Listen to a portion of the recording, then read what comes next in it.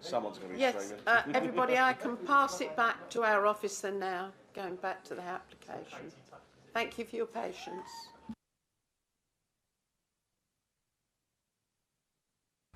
Thank you, Chair, and apologies everyone to the technical difficulties we're experiencing this evening.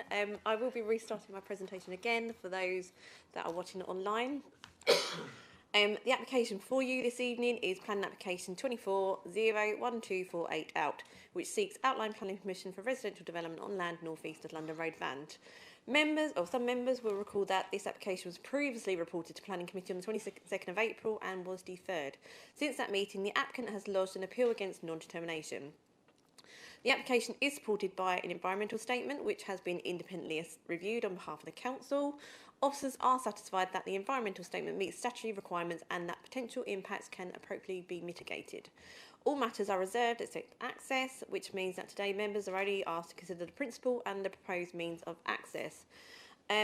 This application site comprises approximately 20 hectares of agricultural land located to the north-east of London Road. It's bounded by existing residential development to the south and east, Basden Golf Course to the north and commercial uses to the west. The site lies within the Greenbelt and includes Tompkins Farm, Meadow Local Wildlife Site, as well as several public rights-of-way running through and alongside the land. The site is currently open and undeveloped with established hedgerows, trees and pastures. The aerial image highlights that the site predominantly open rural character, agriculture fields, hedgerows, boundaries. Along the western boundary of the site includes a residential building, stables and some industrial buildings. Before you are just some site photos of the site. Next is a proposed site plan. So the scheme seeks permission for up to 300 dwellings with the following key elements: 50% affordable housing, equating to 150 affordable homes, vehicular access from London Road, pedestrian cycle connections, area of public open space, play provision and green infrastructure, sustainable drainage and biodiversity enhancements. As I previously said, this is outline application, which is means of access is being considered only. The access is proposed via a new priority junction on London Road, including the right turn lane and pedestrian refuge. Essex County Council Highways have reviewed the proposal and confirmed that the access arrangements is acceptable in design and capacity terms. A Stage 1 road safety audit has identified no severe issues. Public transport, pedestrian and cycle enhancements are secured via conditions and Section 106. Before you is just a sketch of what the scheme could look like should it come forward. Next slide relates to key issues, and these are the issues that were considered as part of the application. Members will be aware that the site lies within the Greenbelt. Officers have assessed that the proposal against the NPPF and the 2025 Greenbelt study. The site forms part of a parcel identified as having characteristics consistent with Greybelt land, and the proposal meets the relevant NPPF test, including delivering homes in sustainable location, providing 50% affordable housing, delivering necessary infrastructure and green space. On this basis, officers conclude that the proposal does not constitute inappropriate development in the Greenbelt. However, if members were to take a different view, officers are satisfied that very special circumstances exist, driven primarily by the severe housing land supply position, which is currently 1.96, the delivery of 300 homes, including 150 affordable homes, significant infrastructure, environmental and social benefits. Moving on to the Section 106 infrastructure contributions, the development is supported by a comprehensive Section 106 package, which includes 50% affordable homes, healthcare, bus service enhancements, open space, play, culture and sports contribution, employment and skills initiatives, biodiversity management and RAMS mitigation and monitoring fees. With regards to the education, members will recall that this was the principal issue raised at the previous committee meeting. Essex County Council originally requested primary and secondary education contributions. Due to the applicant submitting a rebuttal and Essex County Council, the Council commissioned an independent education assessment. This independent assessment concluded that sufficient primary and secondary school capacity exists within the Basden South planning area, and that development would not generate a pupil place shortfall requiring mitigation. Following the deferral in April, officers re-engaged with Essex County Council. Essex County Council acknowledged there is a capacity within the schools that fall within the statutory walking distance, although they expressed concerns that future residents may not obtain places in near schools, such as Vantage Primary. Essex County Council subsequently suggested a review mechanism within the Section 106 agreement. However, the Council's legal advice is that such a review mechanism would not comply with Regulations 122 of the Community Infrastructure Levy, which is SIL. regulations, because planning obligations must be justified at the time of permission is granted. Officers therefore remain of the view that education contributions cannot lawfully be secured in this case. Moving on to the planning balance and recommendation. In undertaking the planning balance, officers considered that the benefits to this site deliver up to 300 affordable homes, delivery of 150 affordable homes, significant economic, social and environmental benefits, public transport, healthcare and open space improvements, biodiversity enhancements and long-term habitat management, and the harms, which is the negatives, which is the greenbelt impact, so landscape and visual impacts, less than substantial harm to the setting of the Grade 2 style church opposite.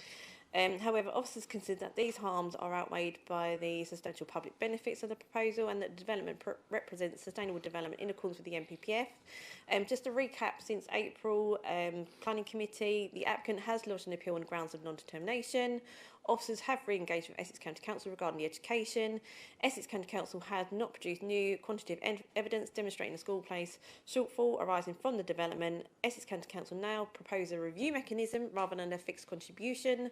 The Council's legal advice is such that the mechanism would not satisfy the statutory test for planning obligations, and consequently the officer's recommendation remains unchanged and still grants planning permission subject to Section 106 agreement. As the appeal has been submitted on grounds of non-determination, members are being asked to indicate a decision they would have made had the application remained before the Council for termination. There are options set out on page 18 of the agenda, and this relates to for Planning Committee to indicate agreement with the original recommendation, which was approved subject to conditions Section 106 agreement, or for for members of the Planning Committee to indicate refusal of planning permission for the reasons set out at the end of the addendum report, which is page 21 of the agenda, which previously before there was a motion to refuse on the lack of education. So thank you, and I'll hand back to the chairman and members. Thank you.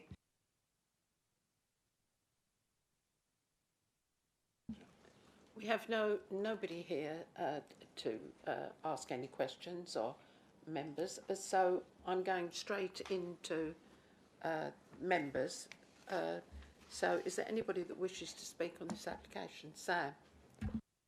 Thank you very much, Madam Chair. As the Essex County Council Cabinet Member for Education, we are saying that this development will create extra demand for primary and secondary school places. Why have we recommended approval for 325 homes without a single pound secured for new primary or secondary school education? Thank you.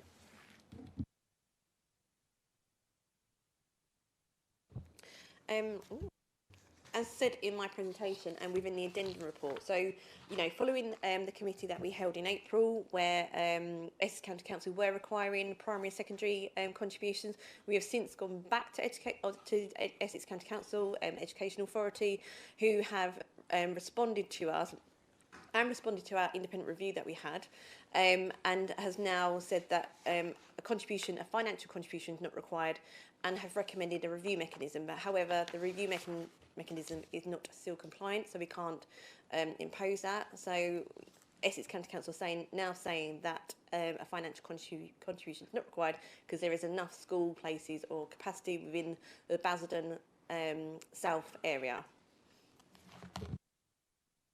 Thank you very much. Although in terms of the financial contribution, they have made us aware, and obviously my office has made this council aware that obviously there will be a strain on services, on education services, or if the development goes ahead. So if the development goes ahead and there is a strain on services, where are these children meant to go to school, and how far are parents expected or how far do those parents expect their children to travel? Where are the nearest schools, please?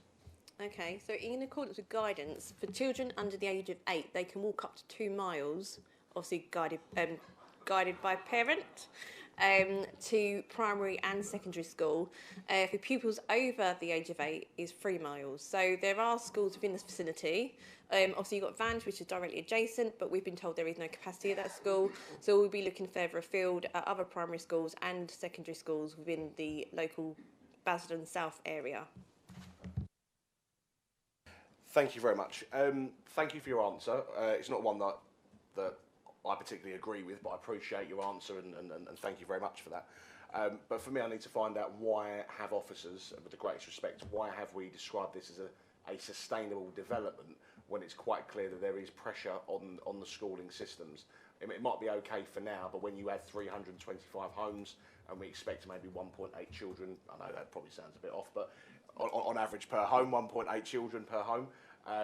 So we're looking around 500-600 children. In terms of now, I need to understand why we've considered it to be a sustainable development when it's clearly not. Essex County Council do have a 10-year plan of school places. So, you know, they have said, you know, they have in their latest response agreed that there will be capacities within the school up to a 10-year period.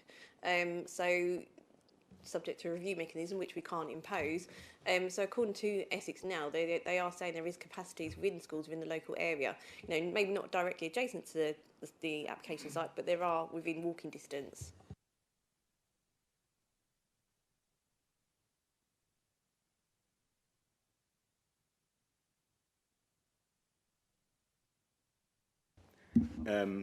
Thank you, Chair, for allowing me to come in. I just wanted to assist as well, Councillor. Obviously, you heard about the 2 mile thing. It obviously is a judgment whether a route to school is sustainable and a justifiable distance. And I'm aware of inspectors' decisions where they've actually chosen a lot lower distances. So there are cases, for example, where they've said 800 metres. So it may be, you know, in your judgment and this committee's judgment that actually, you know, referring to things like 2 miles is not considered appropriate. So I just thought that may assist you. There's a case called Great Lumley where that came up, for example. Okay, thank you.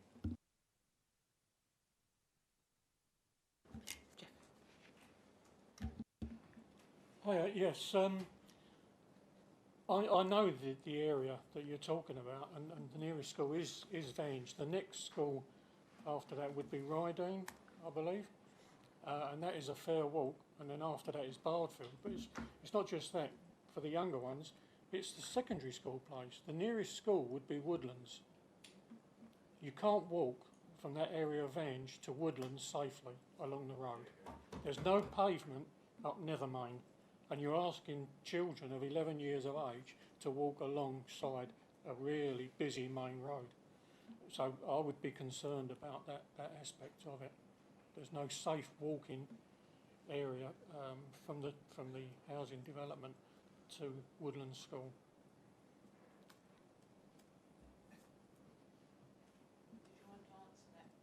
You want to answer that, Katie? No? Okay.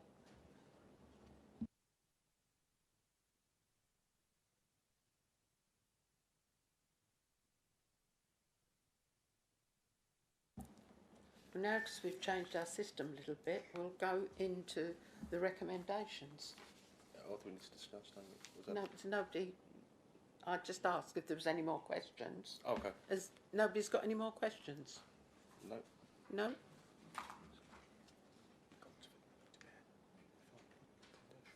Yeah, because we've changed it now, so, you know, we're doing clarifications. We go straight in there. We've done it in briefings. Okay, so this is the recommendations, which is on page, is it 21? Yeah, it's page 21 of the agenda. Is it on 21? Yes, yes, okay. Yeah. Yeah, for clarifications, no, that is it. No.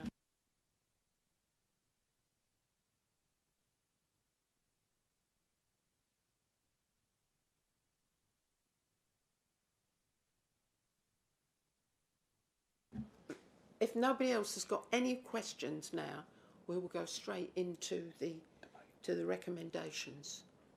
Okay? Right.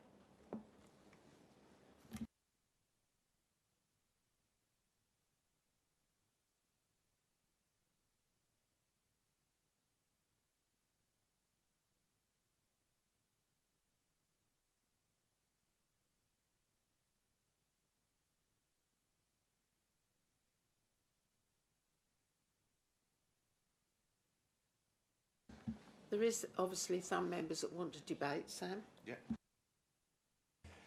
Thank you very much, Chair. Obviously, we recognise there is a need for housing in Basildon Borough, but obviously the growth of that housing must be matched by sufficient infrastructure and road safety for our children. In this case, obviously, my great officers at Essex County Council have made it very clear that this development will generate additional demand at some point over the lifespan of these houses. And obviously, there will be a likely education capacity problem across the borough. Yet we haven't secured any additional funding for primary or secondary school children. We're now being asked to approve 325 new homes on protected Greenbelt, whilst hoping that the education system will cope at a later point. Obviously, this is not proper planning in my particular perspective, and it is not sustainable development. Children should have access to local school places that are not be forced to travel further because capacity has been exhausted.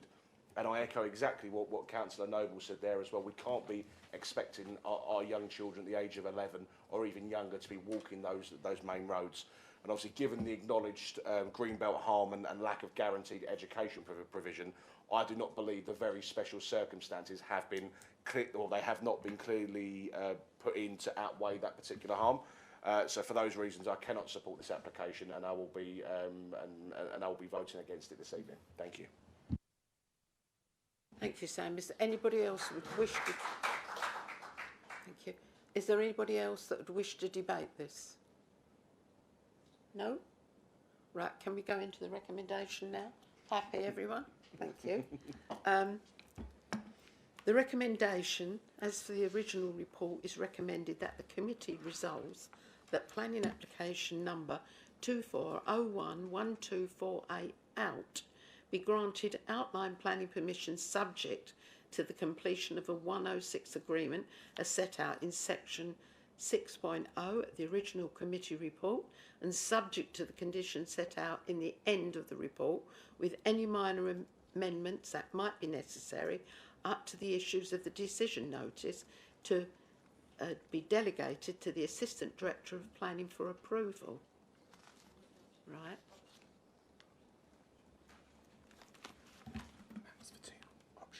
Yes, I'm just going to go into options. And we have options here. Option A is for Planning Committee to indicate agreement with the recommendations above, or B, for the Planning Committee to indicate they would be willing to refuse planning permission with the following reasons put forward. Okay? So, do you want me to read this out? Yes. As nobody else has got that, so I shall read it out. The proposed development fails to make appropriate provision for the required education contributions necessary to mitigate its impact on local education infrastructure. In the absence of a completed planning obligation securing such contributions, the proposal would place additional pressure on existing education facilities, which are not currently adequate to accommodate the increased demand rising from the development. As such, the proposal fails to meet the requirements of Regulation 122 of the Community Infrastructure Levy, CIL, Regulation 2010, as amended, as the necessary mitigation has not been secured to make the development acceptable in planning terms. The proposal is therefore contrary to national policy set out in the National Planning Policy Framework, which requires development to adequately mitigate their impacts on local infrastructure. Okay, so we'll go into the vote. All those in favour of the application, please show. So that's one. All those in favour of options A and B. That was option A. Yeah, that's option that. B. Yes, yes. Option B. To refuse. Please show. To refuse, yeah. Yeah. To refuse this. So this application is now refused. Thank you.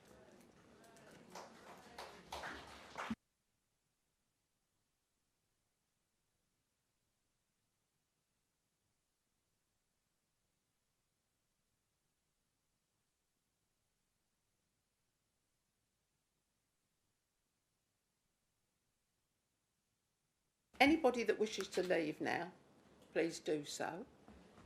Anybody that wishes to stay can stay. They're more than welcome. Councillor Moore. Right. As I indicated at the start, I'll now withdraw to the public gallery for this item. Yes.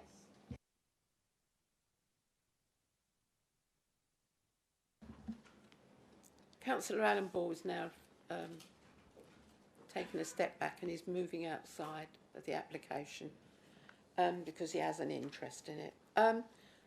Item 5, which is planning application number 2500917 outline planning application with all matters of detail reserved other than the means of vehicular and pedestrian access from Farnham Avenue for the erection of up to 325 residential properties with all associated vehicular and non-vehicular access, parking, services, open space, landscaping, utilities, drainage, infrastructure and other associated works, land north and south of Barn Hall Station Road. And I believe that is... Live. Yes. Yes. It's Gordon, isn't it? Yes, thank you. Thank you, Madam Chairman. Yes, so as you've alluded to, this is an application for land north and south of Barnhall Station Road, Wickford, for the outline application with all matters reserved apart from access for up to 325 residential properties and associated works. This is a site location plan. The site is located on the northwest end of Station Avenue and Farnham Avenue in Wickford. It extends to approximately 21.6 hectares. The site is located within the Greenbelt. There are modern residential properties to the east, farmland to the north and west, and the Greater Anglia Railway line to the south. Wickford Railway Station and Town Centre are around a third to half a mile to the southeast of the site. The site is currently grassland. These are some site photos. Just the top left just shows the proposed access from Farnham Avenue. The right photos show the views from within the site itself, and the view at the bottom left is the junction of Station Avenue and the roundabout junction with the Broadway and High Street, from where vehicular access would primarily be from. These are some further site photos from within the site, looking from the northwest corner south and to the southeast corner looking north. The site lies within flood zone 1 at lowest risk of river flooding. The site comprises 3 fields and a small portion of a 4th field. The land falls from north to south. There are public rights of way 96 runs through the site from Farnham Avenue in the southeast to the northwest, and a byway along the northern part of the site. I'll just stick with the parameters plan for the moment. So, yeah, as mentioned, the application is for up to 325 dwellings in the outline form with access from Farnham Avenue. This parameter plan just shows you where the development would take place within the site. Some 56% of the land would remain as open space, with the remainder developed for between 2 and 3 storey houses. And on the right is just an illustrative plan of how that could be laid out. This is the proposed vehicular access from Farnham Avenue. And there's an aerial photo just to compare the two. So it would entail crossing over part of the Greenswald area at the end of Farnham Avenue to gain access to the site.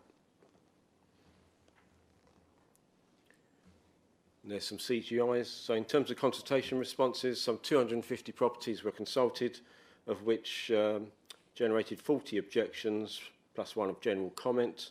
A summary of these responses is provided on pages 155 to 156 of the agenda pack.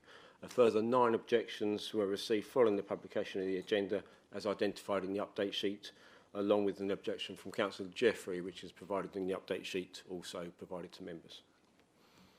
So the key issues, these are principle of the developing this Greenbelt site, design impact on landscape character and visual assessment, impact on trees, ecology and biodiversity and associated habitat regulations assessment, impact on neighbouring properties including noise and air quality, highway matters, flood risk and drainage, agricultural land classification, land contamination, energy and sustainability, impact on historic environment, silent out crime and infrastructure in general, Section 106 contributions.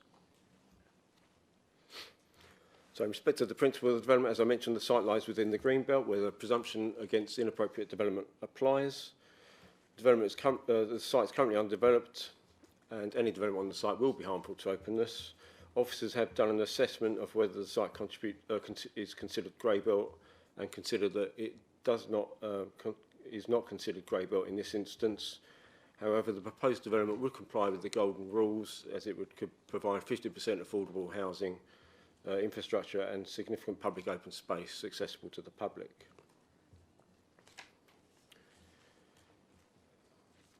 In terms of the landscape sensitivity, there will be a medium impact to the landscape arising from the development. As I mentioned, some 56% of the site would remain open, and that is in the more sensitive northern and western parts of the site. With additional tree planting proposed, the impacts on the landscape would reduce over the medium to long term. In terms of the impact on trees, the majority of trees and hedges around the perimeter of the site are intended to be retained. A couple of trees will be lost to provide the access from Farnham Avenue and hedges.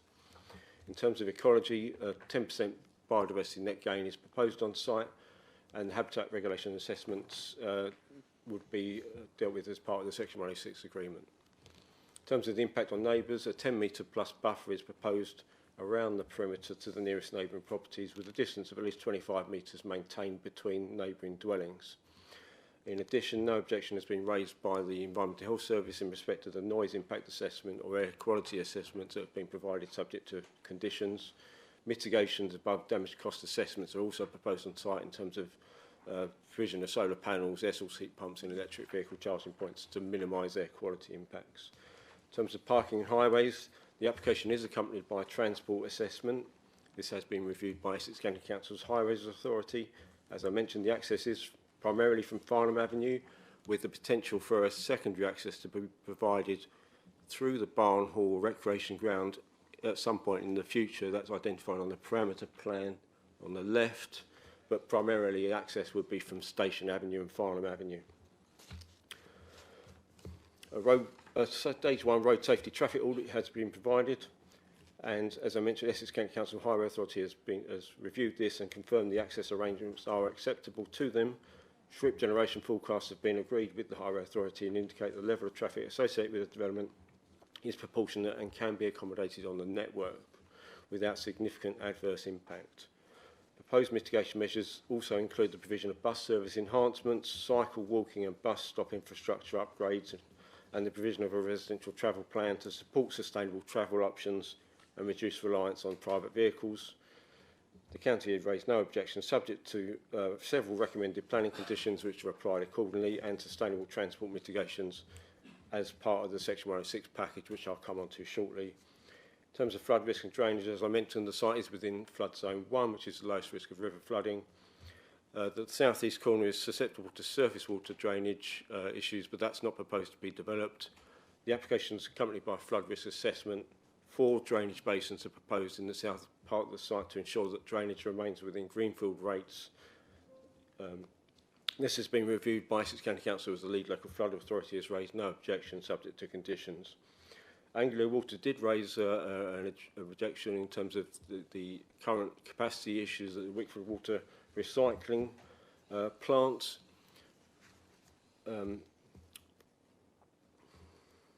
Provision and regulation of wastewater infrastructure is governed by the statutory framework established by the Water Industry Act 1991 and by Ofwat. Legal advice provided to the Council confirms that it is lawful to grant planning permission for development. Bear with me a second. The principle that planning decisions may assume the effective operation of other regulatory regimes is well established in case law. In paragraph 201 of the NPPF, officers are satisfied there is a realistic prospect of a compliant foul water drainage strategy being secured. A ramping condition in this respect is proposed so that development cannot be occupied until a foul water drainage strategy has been secured. That's condition 5. In terms of the agricultural land classification, as I mentioned, the site is modified grassland. grade 3.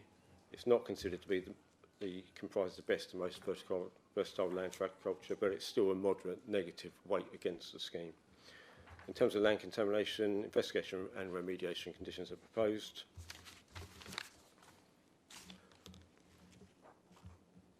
I'll just come down to the Section 106 infrastructure contributions. So in terms of non-monetary issues, so there will be 50% affordable housing proposed on site, which is up to 163 dwellings, bus stop improvements, a 30-year maintenance and monitoring of the approved BNG plan. In terms of monetary contributions, just under £3 million, or that's £2.8 million would be secured towards infrastructure enhancements, including early years and childcare places. Members will note and will have concerns similar to the previous application that primary and secondary education contributions have not been secured for this development.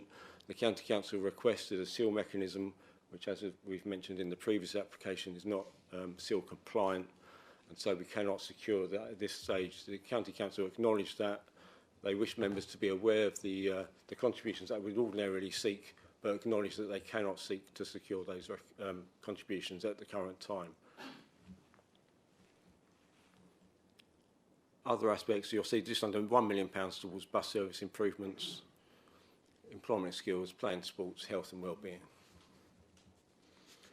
So if I come on to the planning balance, so in terms of the balance, you'll see there's significant market and affordable housing, 50% on site, which will contribute to the Council's 5-year housing land supply. Development complies with the Golden Rules. These can carry significant weight in favour of the development. There will also be social, economic and environmental benefits which moderately weigh in favour. Negatively, there will be loss of undeveloped greenbelt land which carries substantial negative weight against the scheme, loss of medium to lower sensitively landscaped area, medium negative weight, loss of agricultural land, harm to the setting of non-designated heritage asset which carries limited negative weight. On balance, having regard to the above factors, the application is recommended to members to be granted planning permission subject to the conditions set out on pages 215 to 231 of the report, with any amendments that might be necessary up to the issue of the decision notice and the completion of a Section 106 legal agreement to secure the planning obligations set out at 5.21 of the report. Thank you, members. Thank you, Gordon. I have some people that wish to speak on this. Can I first call Councillor Eunice Brockman? Thank you, Eunice. Thank you, Chair. Wickford is already at capacity. Roads are heavily congested and during commuter hours they regularly come to a standstill. Adding a development of this scale will only make an already serious problem much worse. The proposed access road runs through a residential area where families with young children and elderly residents live. During the construction alone, the volume of heavy works vehicles will create significant disruption and increase the risk to pedestrians and other road users. Excuse me, my voice is going. Once the development is complete, it's likely to generate hundreds of additional vehicle movements every day, placing even greater pressure on roads that simply cannot cope. To put this into context, only last night it took me nearly an hour to travel from my home on Brock Hill to Nevenden Road. That journey should take only a fraction of that time, about 10 minutes. Now imagine adding hundreds of more cars every day, with parents taking their children to school, people travelling to work, visiting the hospital, attending doctor's appointments, or simply just accessing local services. Gridlock will become the norm. There is also the issue of public safety. If there's a serious road accident or house fire or something happening regarding urgent medical attention, emergency vehicles, etc., they could face unacceptable delays. That is a risk no community should have to accept. This proposal is about more than traffic. Barn Hall is actually a greenbelt land. Once greenbelt is lost, it's lost forever. We know that. Future generations cannot replace it. These open spaces provide wildlife habitats, cleaner air and somewhere for children and families to exercise, play and enjoy nature. They are an essential part of our community's well-being. So before sacrificing Greenbelt, every effort should be made to prioritise previously developed or grey belt land. Greenbelt should only ever be considered when there are no suitable alternatives remaining. I therefore ask you, the committee, to look beyond the immediate pressures and consider the long-term consequences of this decision. Think about the legacy you leave the children and the grandchildren. Think about whether they deserve to inherit more congestion, poorer air quality, fewer green spaces and a lower quality of life.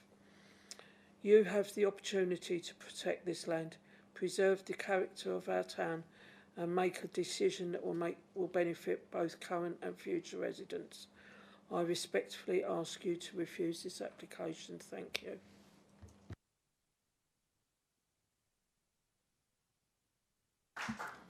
Thank you, Councillor Eunice Brockman. Can I now call Councillor Myers, please? Thank you. Thank you, Chair. I have a statement in front of me from Mark Francois MP for Rayleigh and Wickford. Members of the committee, I very much hope you might be minded to refuse this application for the following three very valid planning reasons. Firstly, the site is located in the Greenbelt. I visited it myself on Monday afternoon, took pictures and spoke to anxious local residents. The site is classic Greenbelt on the western edge of Wickford. You only have to visit to see this plainly for yourself. The applicants do not claim that it is grey belt, and in short, there are no very special circumstances which will convincingly override the protections given to Greenbelt in the National Planning Policy Framework. Secondly, the access is too narrow. The only way in and out will be via Farnham Avenue, via a gap between two existing rows of houses, which is barely 12 metres wide from brick to brick. The approach roads are themselves narrow, with double yellow lines because of proximity to Wickford Station. I believe this narrow junction and surrounding roads will become a bottleneck, especially in the morning and evening peak. The predicted number of vehicle trips in the report are wholly unrealistic, especially for a development of 325 dwellings, many with double parking spaces. If this highly congested junction were to be blocked, either by an accident or roadworks, the residents would effectively be trapped, and emergency vehicles could not enter or exit. I appreciate that ECC Highways has not objected. However, experienced councillors will know that it is now extremely rare for them to object to any planning application, partly due to serious resource constraints within ECC Highways itself. Thirdly, Anglian Water has rightfully objected as a local sewage network cannot cope. The report points out Anglian's opinion that their Wickford Water Treatment Centre currently lacks the capacity to accommodate the additional flows that will be generated by the proposed development. Moreover, in its comprehensive submission on Basildon's Regulation 18 local plan, dated the 15th of January 2026, which I have read in detail, Anglian Water highlights in particular the capacity constraints at Wickford Waste Treatment Centre, the expansion of which was cancelled in 2024 when Ofwat refused to approve it. I discussed the severe constraints at Wickford Waste Treatment Centre personally with Mark Thurston, the new CEO of Anglian Water, in a Zoom call only last Thursday, and he confirmed there is no current plan to expand it. The auditor's report seeks to dismiss this highly important constraint with only 5 weak paragraphs and refers to a potential Grampian condition, but without providing any detail whatsoever as to what this might actually be. The serious lack of capacity at Wickford Water Treatment Centre, as emphasised by Anglian Water themselves, is really the Achilles heel of this application and provides sufficient and defensible grounds alone to refuse it. For this overriding reason, combined with the fact that the site is virgin greenbelt land and the access is far too narrow, I earnestly hope the committee will refuse this application this evening. Thank you.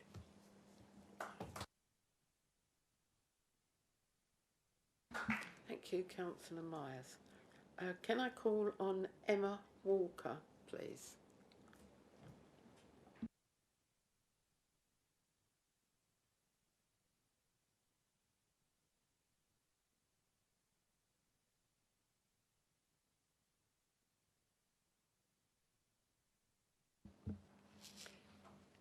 Good evening, members.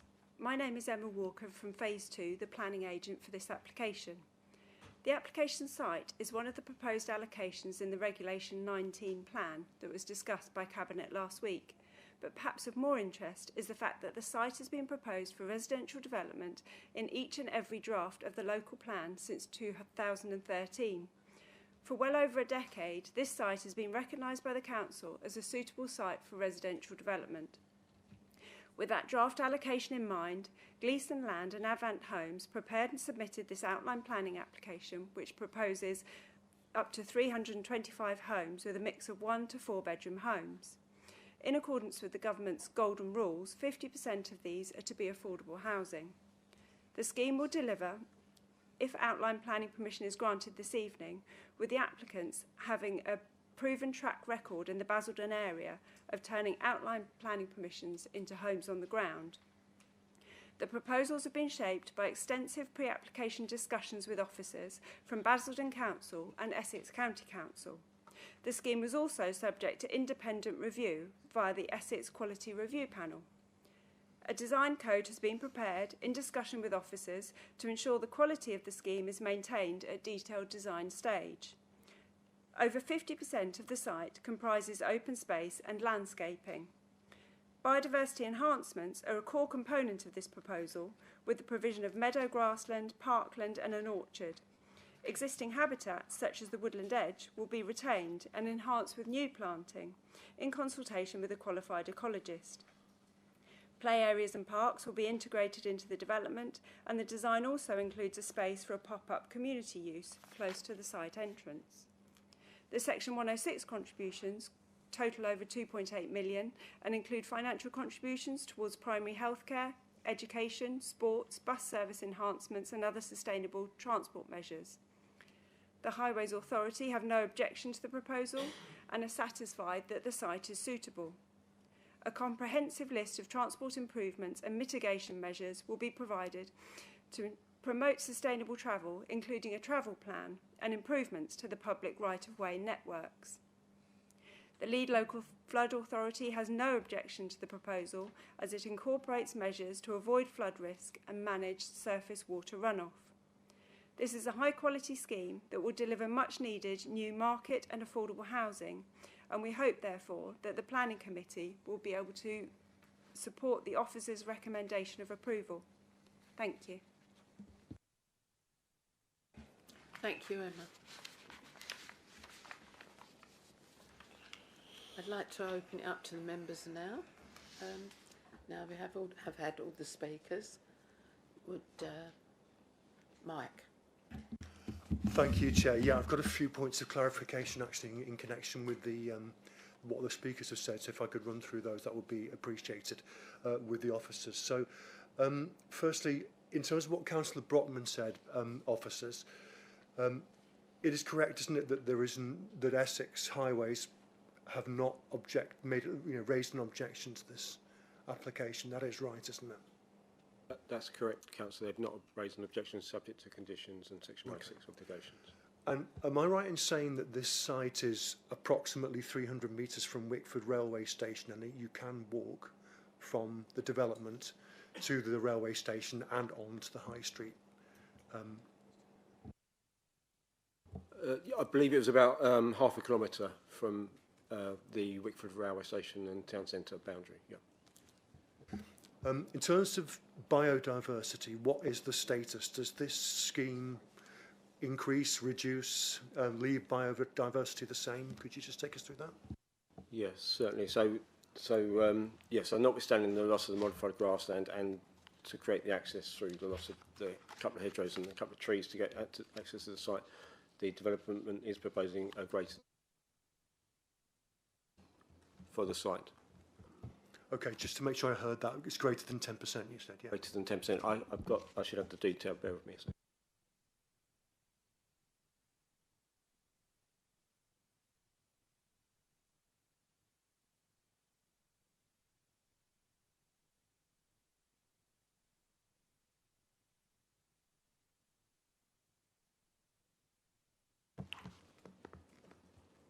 Yes, so Councillor, it says at page 204, there would be a predicted on-site 11.26% net gain in habitat units, no change in hedgerow or watercourse units. Wow, that's precise, thank you. Okay, just one last question on Councillor Brockman's comments. So she talked about open space and the green belt. Obviously, I'm aware that there are public rights of way that run through this site, but is there actually any public access open space on the proposed development site now? And if so, how many hectares? So currently, whilst the public may use it, informally, the right of access is limited to the public right of way 96 that runs through the site and the byway that runs across the northern part of the site. Otherwise, it would form part of Brockhill Farm and it would be part of the wider farm land. Okay, so currently there are no hectares of open space, and were this development to go ahead, as I understand it, there would be about 12 hectares of open space. Is that correct? Yeah, the development proposes 12.2 hectares of publicly accessible open space. Thank you. And one last question from me, relating to the MP, Mark Francois' statement about the narrowness of the access point. Could you give us your view on that particular aspect? Thank you. So, yeah, I appreciate it. I'm not a highway engineer. The road is narrower towards the southern end and the northwestern end of the site, which that serves the current housing estate in Farnham Avenue. The Highway Authority were happy with the various traffic surveys and transport analysis data submitted with the application, so I've not raised an objection on that ground. Okay, so the Highways Authority are not saying that gap of, I think you mentioned 12 metres was too narrow? No. Okay, thank you. That's all, thanks, Chair. Thank you, Mike. I think Martin. Yeah, through you, Chair. Again, just a point of clarification. I think Anglian Water are absolutely pacific. They've just turned around and said that it's full. We cannot deal with any more sewerage. That's correct? So you're correct, Councillor, that they've raised an objection on the grounds that the existing water treatment plant is close to capacity, and but I suppose the only thing I can say is what I've referred to in the report, that we have sought to deal with that through a Grampian style condition. That's what I was coming through you, Chair. That's what I was coming back to. Can the applicant appeal that Grampian style at a later date? I mean, they can do, as with any conditions, they could seek to apply to remove or vary that condition. Thank you, Chair. No further questions to answer what I wanted to know. Thank you very much, Chair. And obviously through the Chair again. The officer's report states that this is not grey belt and it is inappropriate development in the green belts and causes substantial harm to green belt openness. Obviously, if that's the case, what are the truly special parts about this particular application which justifies building 420 homes on greenbelt land? Thank you, Councillor. So, yeah, 325 dwellings. Yeah, it is a balance, it is a weighted balance. If I go back down to the slide. So, yeah, and it's for members to consider how much weight they do place on these specific items. I don't know if that's probably not come up on the screen, is it?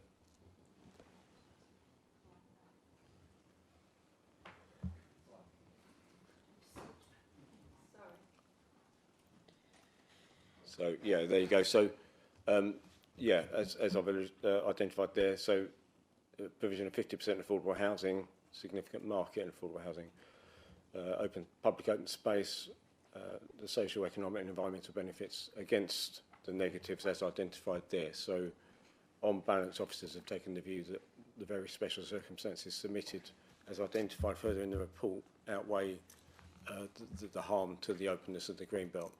Obviously, it's entitled up to members to take a different view on that. And in just regards to Anglian Water, again, echoing what Councillor Mordecai said just now, they've given a blanket no to this particular development. Why have we not taken? Why are we still recommending for approval when it's very clear that from a wastewater perspective, there's going to be trouble ahead for us? Thank you, Councillor. No, it's a good question. We have to consider whether an objection raised is able to be addressed by a condition or not. If it's not, then we have to obviously look to refuse an item. In this case, and it's well established in planning law and other schemes, I've got an example where Welsh Water have accepted a Grampian condition on a similar basis that the development should not progress until a foul water drainage strategy has been approved by the local authority in consultation with the Foul Drainage Authority. The other thing I was going to say, the council had a similar scheme, came before members, probably different members.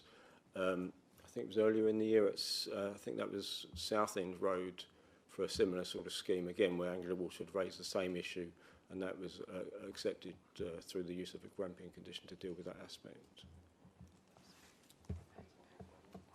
And in just regards to the green belt as well, how does this council or how do planning officers expect that we're able to replace this green belt that we're about to build on? Is there anything in this application which means that we are going to exchange this green belt for something similar or along those lines? No, Councillor. So once the green belt land has been lost, it would be lost. Obviously, I can only say that the 56% of the land would remain open, but 44% would be developed permanently.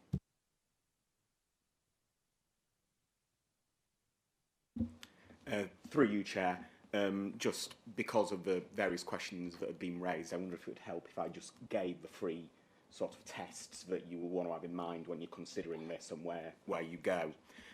So on Greenbelt, it's already been referred to. Councillors, officers agree that this is not grey belt, so we are in the very special circumstances test. And as you referred to, Councillor, it's not just simply that you need to outweigh.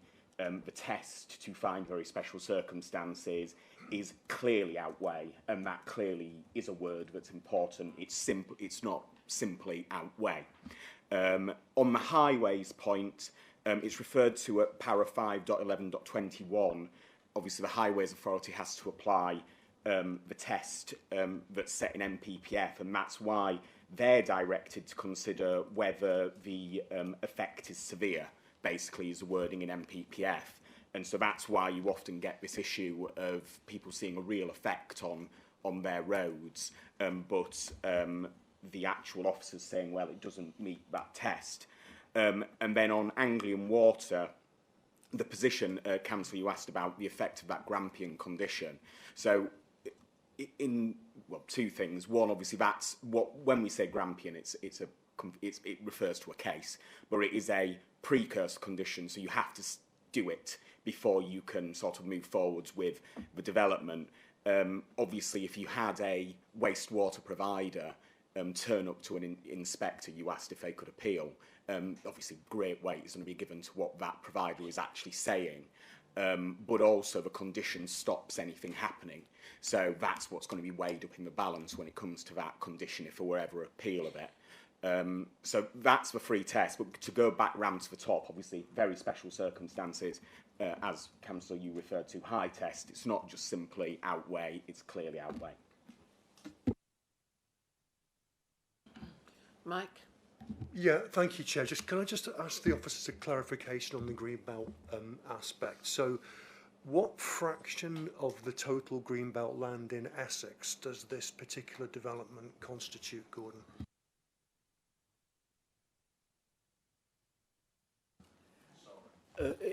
I don't have that information to hand. Essex as a whole, obviously, the green belt extends all the way from London boundary to the South End coastline, so I don't have that information.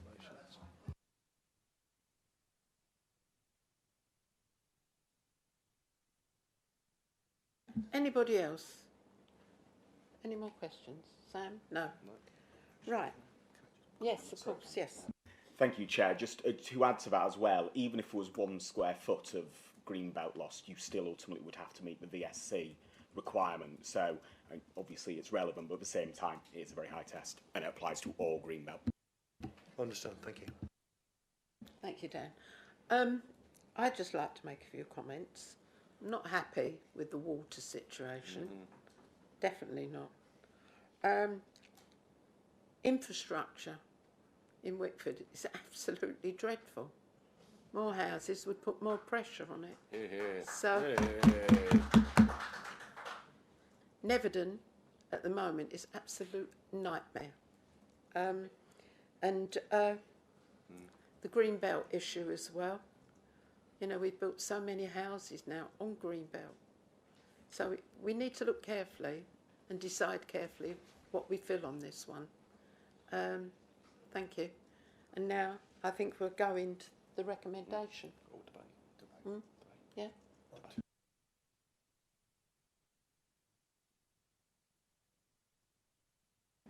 Does there anybody want to debate it before we go into this? I think you're the only one, Sam. The saviour of the Greenbelt speaks again, eh? Thank you. Again, this is very, very clear that this is inappropriate development on the Greenbelt. Anglian Water have said it very plainly that they cannot fulfil the wastewater issues we have on this particular site. So there is absolutely no way that I can support this development tonight. And I would encourage every single member of the committee, including Councillor Baker, to actually use their mind and use their head for once and listen to these 40 residents out of 250 neighbouring properties who have responded to this particular, yeah? Now, I'm reading here, it does say 40 letters, yeah? If you've got something to say, Councillor Baker, you can have an opportunity in a moment. I don't think you will. So yes, I won't be giving any support on this particular application tonight because Wickford residents deserve better than this. And yeah, I think things are changing in this borough. So it's going to be a no from me. Thank you.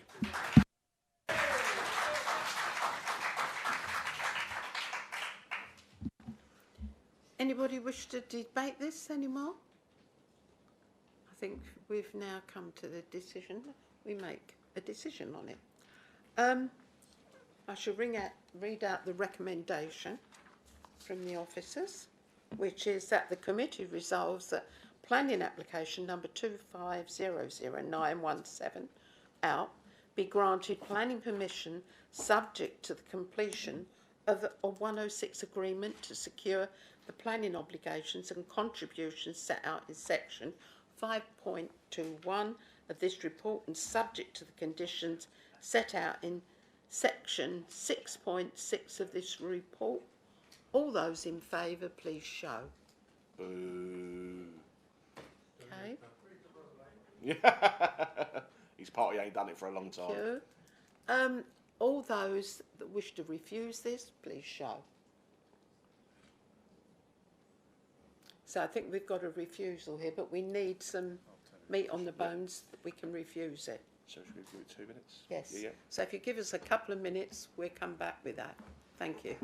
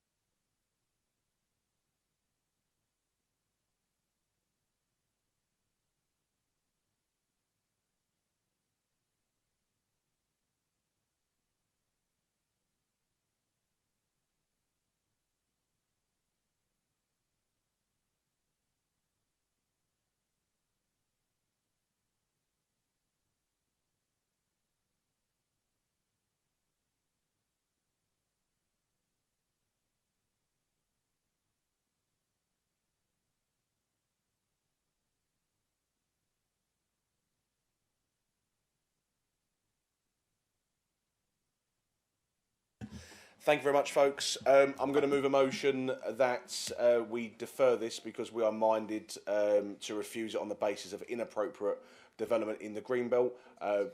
Sorry? No, we do, so. That's only for the non-determination. Yeah.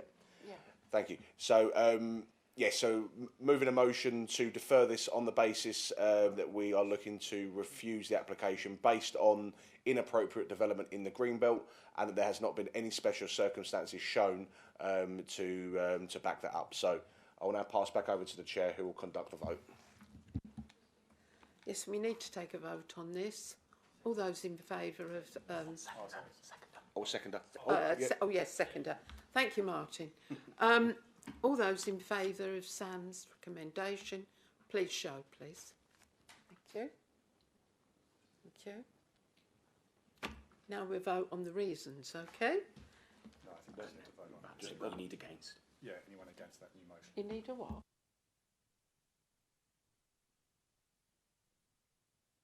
Oh, sorry. All those against the motion. Is there anyone against the motion?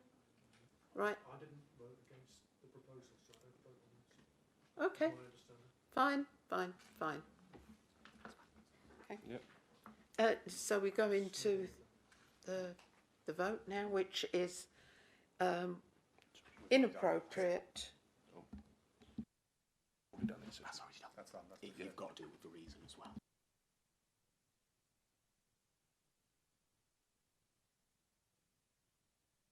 Oh, that's fine. Thank you. Yeah. Thank you. So this is a refuse. Okay, thank you.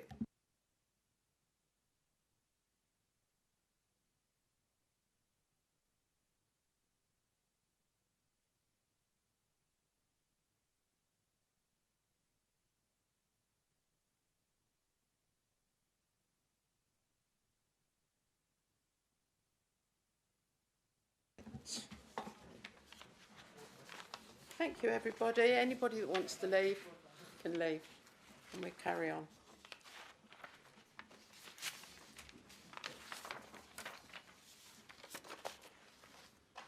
We now go to planning application, item 6 on their agenda, which is number 2501451 outline application with all matters reserved except access on to Langdon Road from the erection of up to 420 homes, including up to 500 square metres of non-residential floor space, new vehicular access off Langdon Road, new pedestrian and cycle links, together with car parking, landscaping, green infrastructure, surface water, drainage basins and associated work, land off Langdon Road, Billericay. And I think this is you, William, and welcome to our committee, by the way. Thank you. Thank you, Chair. That one, sorry. Before I get into it, just a brief summary. So the site is within the green belt, and the proposal would normally constitute inappropriate development, which by definition is deemed to be harmful. The development will result in substantial harm to openness of the green belt, both spatially and visually, as well as moderate level of harm to the landscape. Balanced against this are the identified benefits of the scheme. As members will be aware, Basildon only has 1.96 years of housing land supply, which is well below the requirement, and an acute shortage of affordable housing. The proposal would deliver up to 210 affordable units and complies with the National Planning Policy Framework's golden rules for green belt development. The development would also secure significant financial contribution towards bus service improvements, extensive green and blue infrastructure, biodiversity net gain above statutory requirements, and new community facilities. So this is this site. On the southwest corner of Billericay. I'll go to the location plan because it shows it a bit clearer. So you've got an existing approved development to the northwest, which was granted permission, I think, in the spring of last year. And the site also contains Frithwood, which is a significant and important biodiverse woodland within that part of the site. Frithwood is to be retained as part of this development. So these are a series of aerial photographs showing the site in its context. The bottom right-hand corner is the proposed access way from the existing. What's happened here? Oh, sorry. Access way from the existing roundabout. This shows a series of views: south, looking southwest, looking north, and looking south. And also, that's a lane and common display to the bottom right-hand corner. This is a series of CGIs which the developer has produced, giving a flavour of the type of development to be provided within this site. This is the proposed parameter plan. As you can see, it's showing the retention of Frithwood with the existing housing developments significantly offset from Frithwood by up to 50 metres. And the existing junction from the roundabout coming into the site to the north and to the southwest of the site.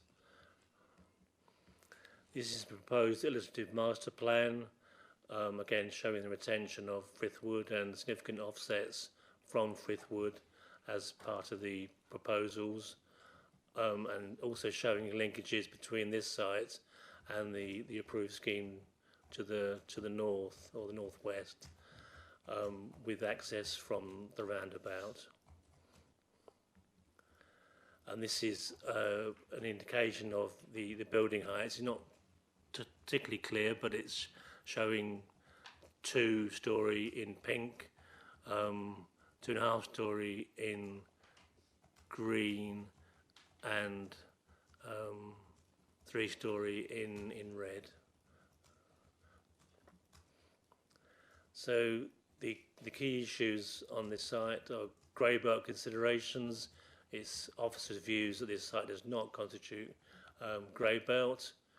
It's the assessment against the golden rules, and officers' view is this proposal does provide significant contribution towards the golden rules, both in terms of housing, infrastructure, and Section 106 matters within the proposal.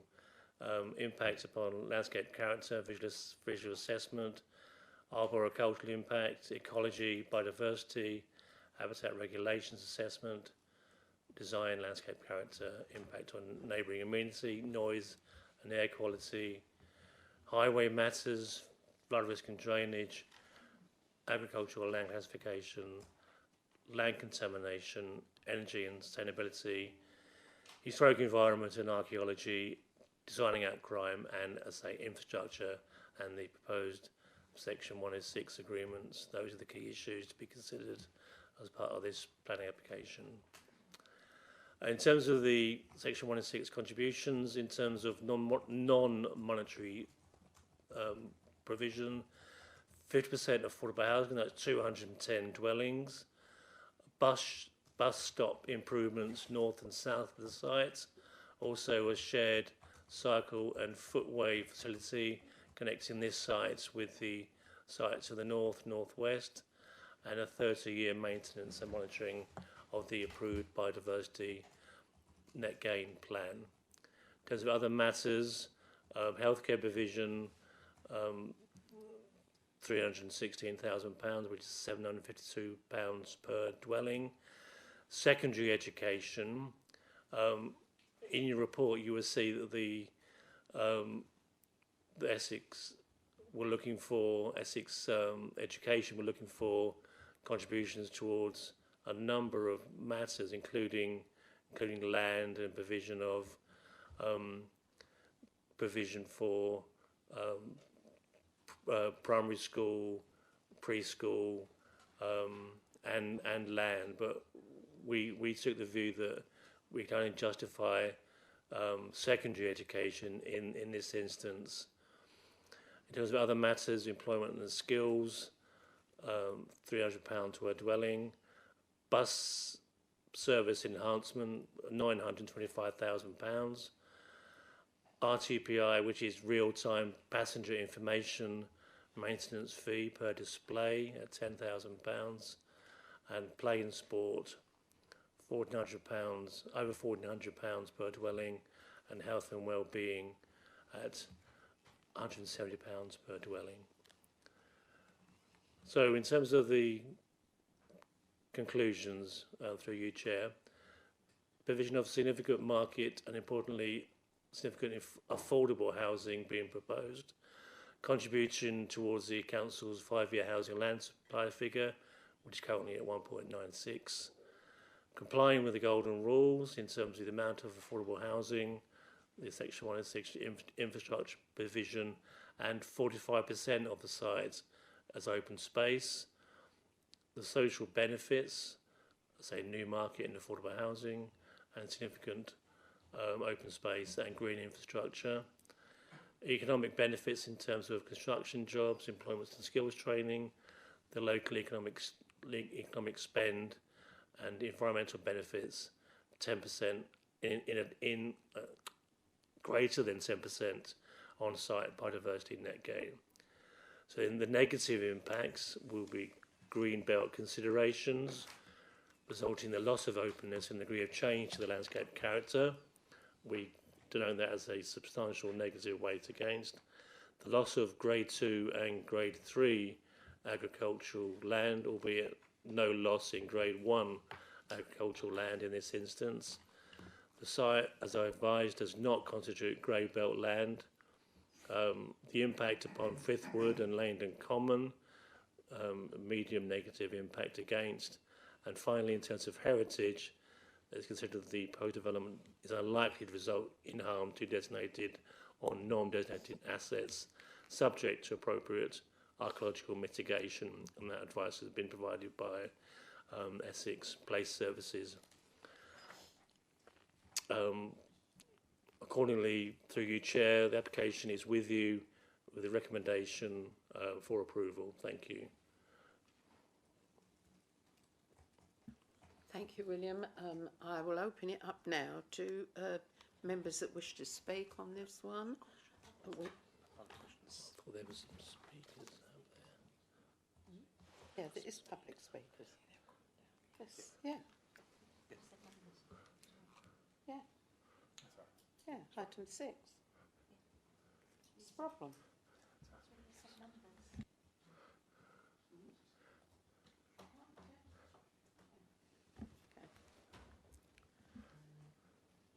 Can I call upon Alistair Dorr?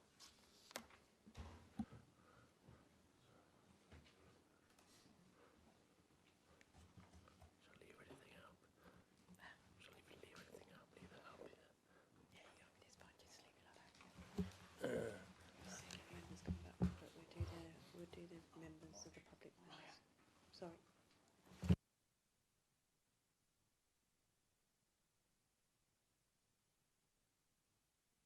Thank you, Alistair. Thank you. There's been deep sadness since phase 1 of this proposal was approved last year. The green wedge affected was one of the highest quality areas of Greenbelt in the borough. What's done is done, but it's worth considering what happened then. Because galling as it is to be losing that space, credit must go to the planners and developers who refine these proposals to make the best of a bad job. Efforts were made to reduce the impact on the High Street conservation area.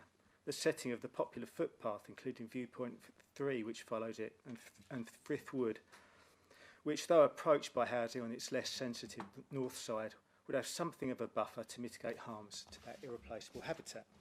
In short, Phase 1 allowed the remainder of the area to still act as such an accessible biodiverse green wedge, albeit less strongly. This good work will be undone by this proposal, with impacts on areas previously treated thoughtfully. Of particular concern is the impact on Frith Wood.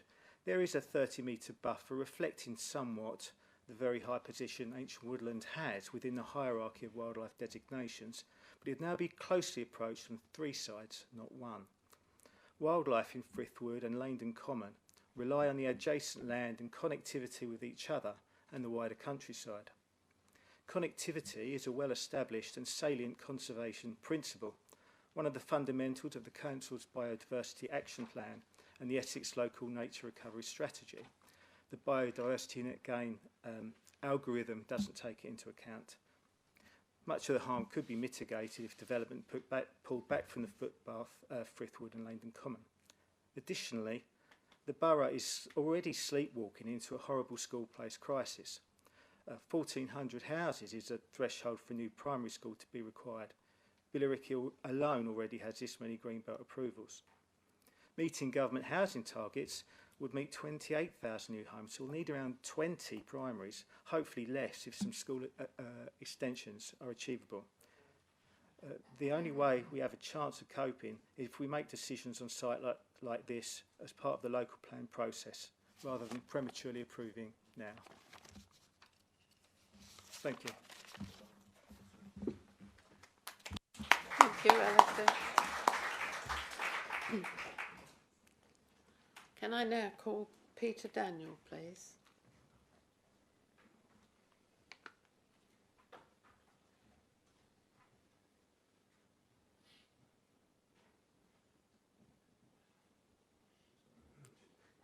Thank you, Peter.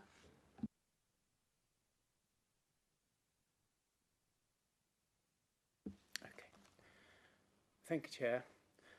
I'm Chair of the Langdon Common Conservators. This application deals with biodiversity on site, but does not address the impacts for wildlife on Langdon Common. The common covers 30 acres and is directly adjacent to the site boundaries. The applicant's ecological impact statement stated that Langdon Common will not be directly impacted, with no habitat loss, isolation or fragmentation. This is not true and has not been challenged in the officer's report. The common includes lowland heath and acid grassland, both being UK high priority habitats supporting particular species of butterflies, moths, bees and other invertebrates. These fragile habitats will be subject to the inevitable increase in recreational use and dog walking arising from Phase 2. The Essex Botanical Society cites these pressures as a cause of significant loss of flora at several sites in Essex, as well as erosion and trampling. Increased noise and light pollution will not only reduce biodiversity, in particular for insects and nesting birds. This area is already under pressure from the increasingly busy road on its southern flank. Phase 2 adds another to the north. The housing, which despite the 45% of open public access claimed in the plan, is arranged in substantial blocks up to 2.5 stories. This will greatly restrict the wildlife corridor between Frith Wood and Langdon Common, with poor outcomes for the migration and genetic exchange of wildlife species. Natural England has approved Langdon Common as a local nature reserve, pending an agreement between the council and the landowner with its future management for its future management by the council. While the council is engaged in that process, we are today on the edge of approval for a large planning development directly adjacent. Local nature reserve status would surely be relevant to any planning decision, including the positioning of the built boundaries. There's a huge opportunity here to complement the Norsey Wood and Mill Meadows Nature Reserve with a new Langdon Common Nature Reserve to provide a haven for biodiversity to the south of Billericay. By not building on this finest green belt, the fields between Frith Wood and Langdon Common, such an extended reserve would maintain a wildlife corridor connecting Frith Wood south all the way through the village of Little Bursted and along the Crouch Valley. Basildon Council meet regularly with the Conservatives, appointing them individually, planning and supporting maintenance activities and assisting with finance. Given this has been the case over many years, it's hard to understand why the planning process has not engaged with the management of the Common, particularly as not every issue is suitable for public discussion. This omission needs to be rectified.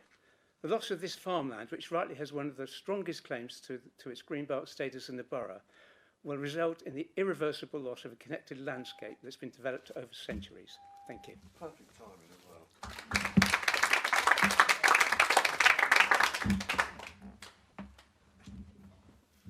Thank you, Peter. I have Amy Banks, please.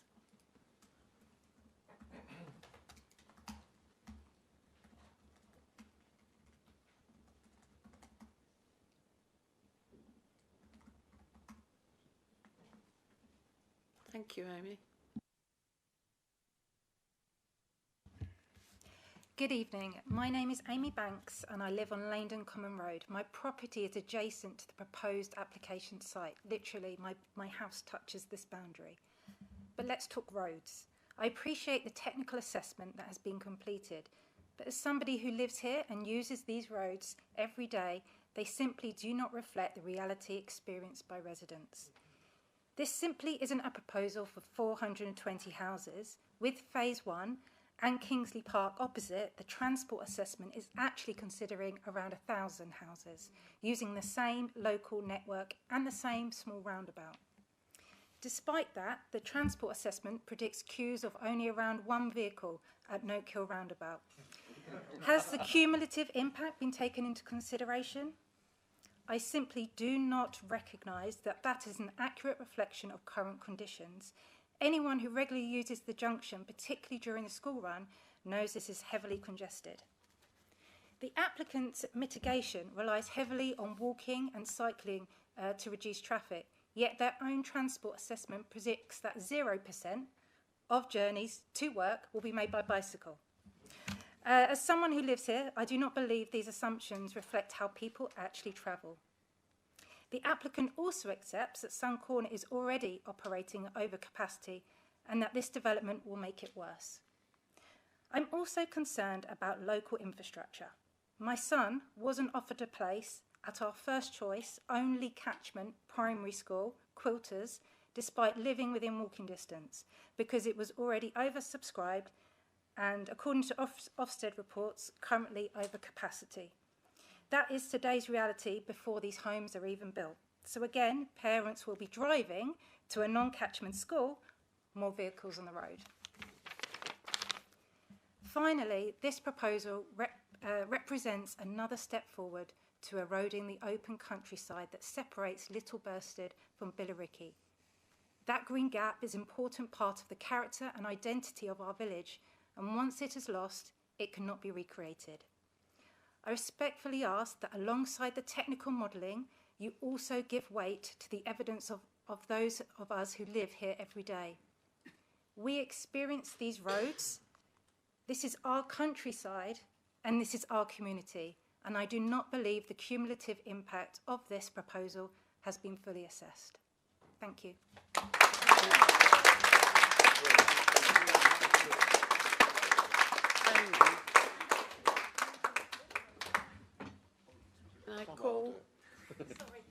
Can I call Mary Pierce now, please?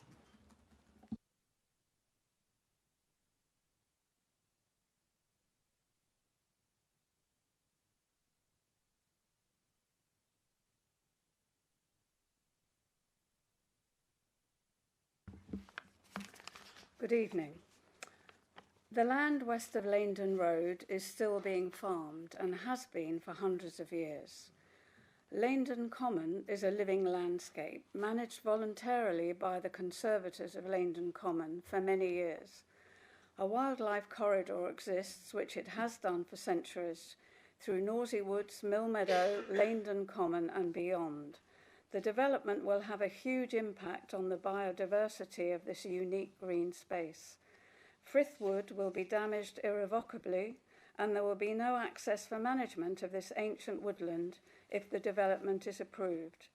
Increased lighting, traffic and recreational pressure will fragment habitat and diminish the ecological function of the common. The development at Kennel Lane has seen the conservation area alongside the A176 opposite Billericay School largely replaced by a tarmac track, which on the original plan was shown as inside the development. Little Bursted is a thriving village, with many activities arranged by local committees. The urban sprawl will cause the demise and decimation of village life. It will become an extension of Billericay with the encroachment of this development. Nearly 1,000 houses are in the process of being built within this location if Phase 2 is approved. Most of these families will have a car, which means approximately 1,000 extra cars accessing the Laindon Road, Noak Hill, Kennel Lane roundabout, which is already heavily congested. Sun Corner will become a car park. To avoid this congestion, cars will travel through Laindon Common Road, a country village road not built for such heavy traffic. Essex Highways have focused on sustainable transport, not the reality of how people actually travel. Can the Planning Committee consider that the protection under the National Planning Policy Framework for the woodland and Laindon Common has not been overlooked? Can the traffic management study also be re-evaluated? The loss to the environment will be devastating and irreversible. Thank you. Thank you, Mary Pearce.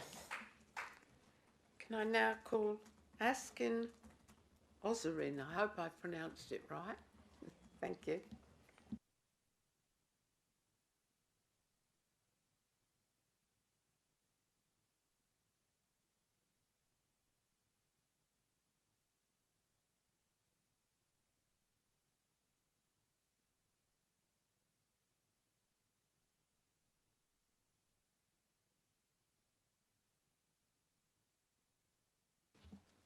Good evening. Continuous assessments identified this site as contributing highly to the green belt. It is adjacent to two conservation areas and ancient woodland and assessed to have key viewpoints and a perception of openness that should be retained. It is also classified as Grade 2 and 3A agricultural land and has been continuously farmed for generations. The Forestry Commission raises concerns regarding the potential deterioration of Thriftwood due to the scale of the development and its enclosure on three sides. The NPPF guidance is very clear that any proposal which harms or causes deterioration to ancient woodland should, by default, be refused. Ancient woodland is classified as an irreplaceable habitat, meaning standard biodiversity net gain rules do not apply and cannot be used to offset any potential loss. This open farmland connects Thriftwood and Laindon Common with Mill Meadows by wildlife corridors and a small woody plot which has never been developed and is evident on maps dating from 1881. A prominent badger set, TN1, which is highlighted on the boundary to this plot in the ecology report, was temporarily filled during site investigations and was reported to the Essex Badger Protection Group. A minimum 20-metre buffer should be specified around this and other potential sets for protection and to further protect biodiversity of this plot. Major residential receptor views are noted on the site analysis drawing from the rear of my own property, but it's not picked up or commented on in the report. Consideration should be made to the loss of enjoyment of amenity, and any overlooking and shadowing should be avoided. The Essex Design Guide states that significant efforts should be made to avoid overlooking to rear private gardens. Also, the indicative proposals are too dense at 40 dwellings per hectare, compared to only 30 to 35 in Laindon Road and Thriftwood Lane. Phase 1 is less dense, with 2 and 2.5 storey buildings, whereas this site, which has been recognised to be more sensitive, is denser with more 2.5 and 3 storey buildings.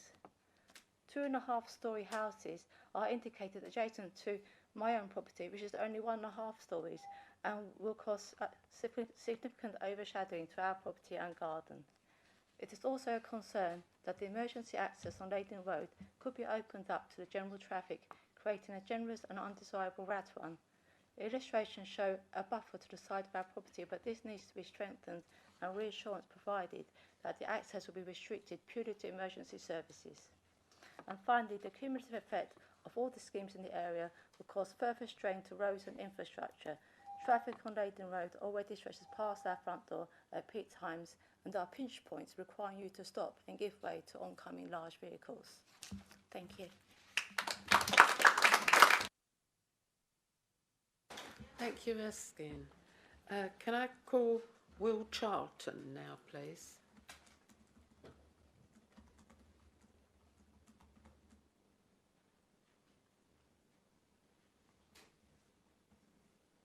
Thank you, Will. Dear Chair and Planning Committee members, firstly I would like to thank you for allowing the applicant Gleeson Land to speak. I would also like to thank the Case Office for his report.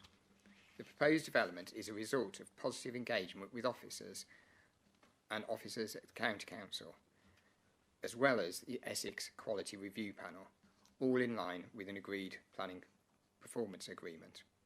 The development would address the genuine housing need within the borough by providing up to 420 dwellings, 210 of them being affordable, and up to 500 square metres of non-residential floor space.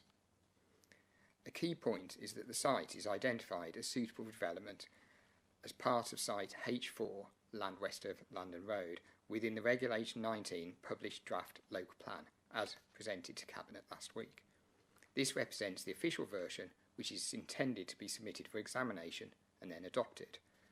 The site is suitable and sustainable, being within walking distance of Billericay Town Centre and facilities, whilst the applicant also contends it constitutes appropriate development of the grey belt and complies with the golden rules of the NPPF. Sorry, can't hear what you're saying. As detailed within the Comprehensive Planning Committee report, the proposed development provides substantial housing. Excuse me, can we just have one meeting and let Mr. Charlton speak, please? Thank you. I'll just start again on that, Pete. Notwithstanding this, as detailed with the Comprehensive Committee report, the proposed development provides substantial housing, including high levels of affordable, economic, infrastructure and social community benefits, including extensive public accessible green space, all of which constitute very special circumstances and carry significant weight in grant of the permission. Vehicle, pedestrian and cycle access is proposed onto London Road, with pedestrian and cycle connections through the site into the wider area. The unsurfaced public right-of-way, which runs along the northern boundary, will be retained, whilst improved cycle and pedestrian connections to the town centre will be provided. Improvements, which have been agreed with County Highways to Sun Street Junction, are also proposed, as well as contributions of £925,000 towards the creation of 2 bus services between Billericay and Basildon, one to the east of the site and one to the west, including a bus stop adjacent to the roundabout. As noted, the scheme will deliver 420 high-quality homes, with 50% of them being affordable, in line with the NPPF's golden rules. The proposal will help people who are unable to get on the housing ladder to have homes through a mix of affordable, social rented, shared ownership and first homes. In accordance with SIL regulations, a secondary school contribution of circa £2.5 million will be made, together with contributions to primary care network. The proposed development will also provide approximately 15 hectares of formal and informal open space, 45% of the site, with 50-metre buffers to Fliffwood, including 15-metre buffer and a 30-metre leisure route buffer. Given the interest already in the site, it would be achievable to start on site with construction in 2027. Members are requested to follow your recommendation, officer's recommendation and grant permission. No objections have been received from statutory constitutees, including Ecology and County Highways. Thank you for listening. Sorry I went slightly over, but there was obviously a delay. Thank you, Will.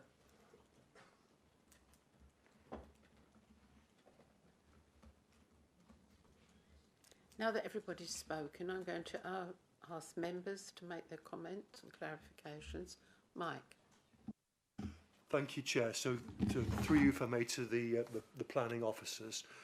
So, planning officer, could you give us your perspective on the observations made by several of the public speakers on the impact of this development on Frith Wood and Langdon Common, and also your view on the concept? Again, I'm paraphrasing them slightly here. I'm not sure if I'm getting it quite right. Of a wildlife corridor running from this area through the north part of South Green to Mill Meadows, and then through the Sunnymead area to Norsey Wood. Is that a thing, as far as you're concerned, from a planning perspective?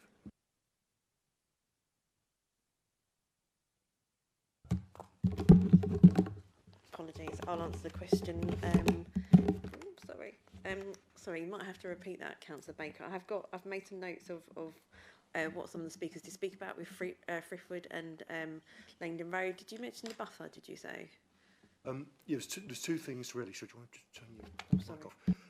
So yeah, the first thing is several of the public speakers mentioned an impact of the development on Frith Wood and Langdon Common, and I just wanted your officer perspective on that, if I may.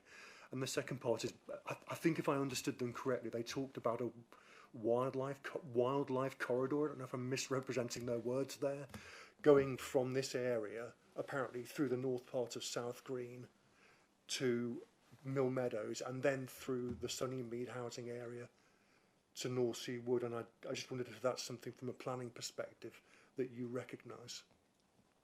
Thank you, Councillor Baker. So if you refer to the committee report of 5.6, where we have looked at the impact on Frithwood and Langdon Common, as part of the development, we've also consulted with Natural England regarding, obviously, the recreational pressure and the development coming forward. Neither have raised objections, nor has Essex County Council in regards to ecology.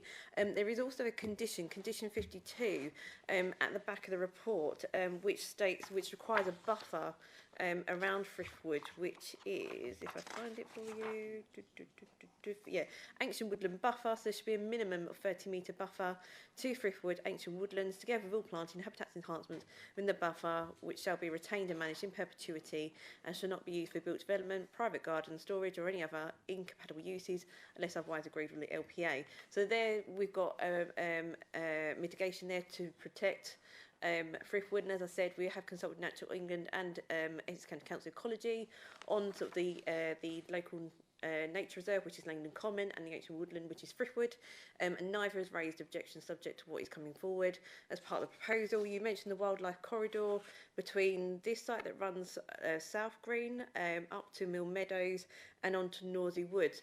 Whilst, I mean, that falls outside the application site, so I'm not quite sure there what residents were referring to, but the locations you mentioned there were outside the red line, but just look within the red line offset Frithwood, and the mitigation measures that have been put forward, and the no objections are raised, and the condition that's been imposed. Hope that helps. Yes, it does. Thank you.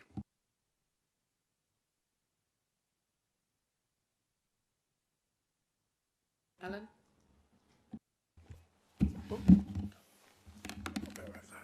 Thank you, Chair. I just wondered why, if it's green belt and not grey belt, and it constitutes inappropriate development, we're recommending approval. Really, to me, that doesn't follow. Thank you, Councillor. Sorry, can you? Yes, thank you. So yeah, you are quite right. We have assessed the application.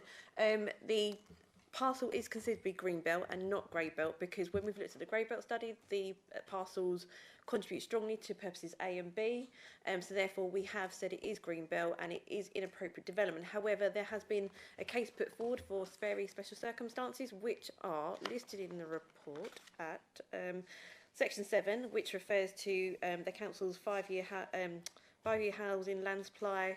Obviously the provision of affordable housing, which is 50% in this case. They've also referred to the need to release greenbelt land. Bear in mind that this is an emerging site coming forward as part of our emerging local plan. Also, they are providing environmental and biodiversity benefits, such as they exceed the 10% of the MPPF required for B&G.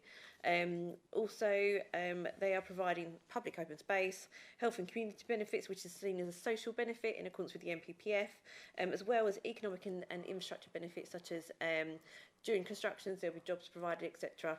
So there is a case set out at section 7. So whilst we deem the site to be inappropriate development in the Greenbelt would have an impact on the openness of the Greenbelt, also we consider that there are very special circumstances that do exist in this case, and the benefits of those do outweigh the substantial harm on the Greenbelt and its openness. Thank you for that. You mentioned the 5-year housing land supply, 1.96, but we can never achieve it. I know Councillor Blake is sitting behind, and last year he was on the planning committee, and I know he brought this up a lot. So why are we mentioning that when we can never achieve it anyway? Even if we built out all the houses, this is my understanding, and that we would never ever achieve our 5-year land supply. So why are we even using that as a reason?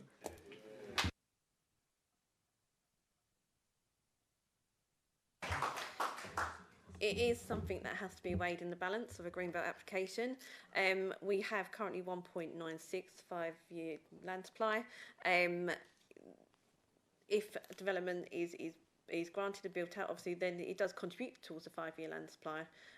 But it is a rolling thing. But yeah, we do have a shortfall at the moment, and it is something that does weigh significantly in the balance of a Greenbelt proposal. Yeah. One more thing. Sorry, can I? Yeah. Just one more thing. It looks like the only access out is onto the roundabout by Kennel Lane. Is that? Am I correct in thinking that is the only access out? Because I know I went to Billericay School eons ago. And so I know that, I mean, that road wasn't even there when I was at the school. So that, but that roundabout is clogged up. I know the area quite well. Even though I'm a Wickford resident, I do know the area. I mean, as the resident has said, if that's the only access out, it would just be ridiculous, really. And I can't understand why the highways haven't put a comment in about that. But yeah, could you confirm that's the only access out? Yes, I can confirm. There is actually a diagram within the committee report on page 303, that shows the road roundabout at the top of say Noakhill Road, isn't it? Yeah, at top of Noakhill Road. Sorry. Yeah. So the applicant would have had to carry out a road safety audit, as well as other surveys as well for the surrounding area. Their TA they submitted obviously covers the access that they're providing. It is an access in and out of that roundabout. We have consulted the Highway Authority as part of the application. They've not raised any objections, subject to conditions as well as mitigation. So as far as they're concerned, that the access that is proposed is acceptable in principle. Thanks for that. You finished, Alan? Yeah. Martin. Ah, yes, sorry. Dan would like to make a comment about that. Sorry. Thank you, Chair, and sorry to get in the way of you there, Councillor. It was just to help on that question you had about why do we refer to 5-year housing land supply. I mean, basically, the council officer and the committee are obliged to have it in their mind because it's put in the national policy, MPPF, but you have to take it in. Now, that doesn't tell you ultimately how you weigh the balance and the VSCs, but that's why it's always referred to, is because of the statutory obligations and the requirement to take into account MPPF. But as I say, as you know, we're in a Greenbelt case here, so how you balance it in that is a matter for you. Can I come back on that? Yes, I understand that we have to use it, but it's always used as a reason for building more houses, and we can never reach the 5-year house. I've never had it explained to me, and I've asked Michael this question, that as far as I'm aware, they use it, the developers use it as a reason for building the houses, but as we can never reach it, then what is the point? It's a vicious circle that we can never close. Michael. Thank you, Chair. Sorry, I will just clarify that point. there is an ability to reach that 5-year housing land supply target, and that is the housing trajectory that's mapped out through a draft local plan to achieve that. But you're absolutely correct, we haven't had an adopted local plan for a very long time, and as such we found it very difficult to reach that target. That's the process we're on now, is to get an adopted draft local plan which sets out how we move towards achieving that 5 years housing land supply target.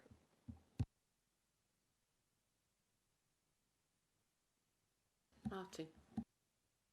Yeah, through you, Chair. I'm absolutely amazed you managed to get Essex County Council Highways to actually do anything. Usually it's got no objections. So actually, you know, 3 or 4 paragraphs, I suppose, is better than nothing. The question I've got to ask the officer is, has any relevant or recent traffic flow study been done in relation to that Langdon Road? Yeah, so their traffic, a transport assessment rather, was submitted, dated October 2025. However, leading up to that, they would have had to undertake a number of surveys in that area, in the immediate vicinity. They would have had to consider also consented development. So you've got Kennel Lane opposite, you've got the Phase 1 Langdon Road, that would have been a consented development at the time, so they've had to consider that within their numbers. And also Reeds, they're the things that I can think of off the top of my head in terms of applications that have been permitted in this area. So they would have had to take that in consideration, which then kind of arrives at their trip rates and traffic generation, which is set out in the committee report of 5.1013 onwards. So they would have had to take into account recent consented development. They would have carried out surveys in order to get to the point in their traffic transport assessment that provides the mitigation. Also, there is a condition 29 attached to the committee report, which does relate to improvements to traffic signals at Sun Street, as they. Sorry. Not So you know, there are, as I say, Highways did not raise an objection to this application, subject to conditions, and as I say, there is a mitigation put forward for Sun Street and the traffic signals there to help alleviate any impact on traffic in terms of in and around the area, but they would have had to carry out traffic surveys. So if I may, can I just come back on one point then? So has traffic flow down Langdon Road increased or decreased since the survey they did in May 2021? And can you give me the numbers? Sorry, I don't have that information before me to give you. But, I mean, if you look at the trip rates and traffic generation set out in the report, it tells you when they undertook the works, the surveys rather, but I don't actually have numbers to give you at this time. Thank you, Chair. I'll save the rest to the debate. Thank you very much, Chair. And I think if I can answer Councillor Mordecai's question very directly, I think there's been loads of houses that have been built in Billericay since 2021, so we can be assured there's many bloody cars that have driven down that road.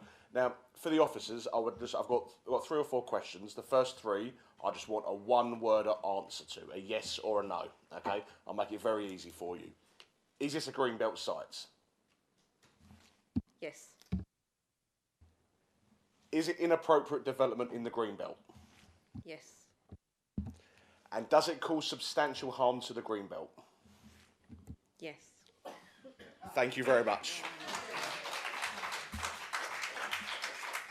See, sometimes these debates can be very, very easy. But my final question, which is a bit more in depth, what I will ask is, okay, so the Council's own 2025 Greenbelt study says that parcels BI19, BI20 and BI21 make a strong contribution to preventing urban sprawl and maintaining that separation between Little Burstead and Billericay. So you've recommended approval for this, and I'd just like to know, are we adopting the new name of the area as Little Billericay? Yeah, so there are 3 Greenbelt parcels. 2 of them do contribute strongly to both purposes A and B. And if I read out what purposes A and B are, paragraph 143 of the NPPF, to check the unrestricted sprawl of large built-up area. B, to prevent neighbourhood towns from merging into one another. So that's what A and B means. There is a 3rd Greenbelt parcel, which is a sliver of the land to the north. And I think it strongly contributes towards A, but not B, from memory. Yes, so in answer to your question, that's what the Greenbelt parcels relate to. I'm not going to provide an answer to your little Birstead area. I don't think it's appropriate for me to, but yeah, in relation to Greenbelt and its purposes.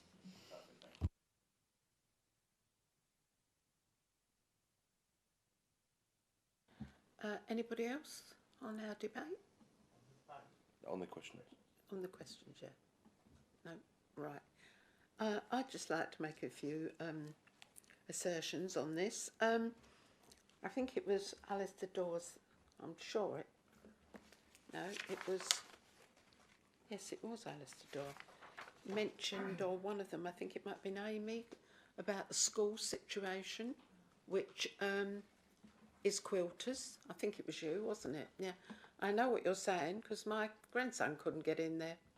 It's just absolutely full. And most of the schools are, St Peter's, everything. And it's a dreadful situation, especially when other peers in the family and siblings have been to that school and then the other child can't go to that school. The roads, of course, Sun Corner, absolute nightmare. You're in there 10, 15 minutes sometimes, and the country lanes along there is awful. You can't get two cars and you might get a transit or a lorry over one side and you feel like you're going to go up the curb. It's dreadful. They are not built for these sort of, all these hundreds of houses. I have a problem with this. So I'm not happy with this because of infrastructure. If we had bigger roads, yes. No, we haven't. And the green belt is the countryside. Sometimes when it's gone, it's gone. You know, sometimes if the layout's right and that, I will approve it, but I'm not happy with this one, I must say. Is there anything else now that anybody else would like? I think it's... Yeah, through you, Chair. I'm strongly opposed to this, and I need to give my reasons. If I can outline something to begin with, and it was picked up by something Amy said. Amy talked about the time travel, the roads are chockers. So this was my journey up Noak Hill this afternoon when I came home from work. I hit the Noak Hill by where the shop is, and some of the residents will know where I'm talking about, at 16:32. I managed to get to the Kennel Lane roundabout at 16:43. Now, I accept there's traffic lights going on, but, you know, that's a bit much. You throw in school, and sometimes it takes me 40 minutes coming home from work to get into Sun Corner. Now, I want to talk about why I'm objecting to this. I need to give my reasons from sitting on the planning committee. This application proposes a massive, irreversible encroachment on designated greenbelt land under the NPPF. It's inappropriate development. By definition, it's harmful to the greenbelt and should not be approved even in these very special circumstances, which in my opinion are not met. The development directly undermines the core purposes of the greenbelt. The idea is to assist in safeguarding the countryside from encroachment and, more importantly, to prevent neighbouring towns from merging into one another by severely eroding the critical open buffer separating Billericay from Little Birstead. Now into an area that I'm probably a lot more expert in, and that's road safety. There are severe deficiencies in the highways site access and public safety signal access point of failure.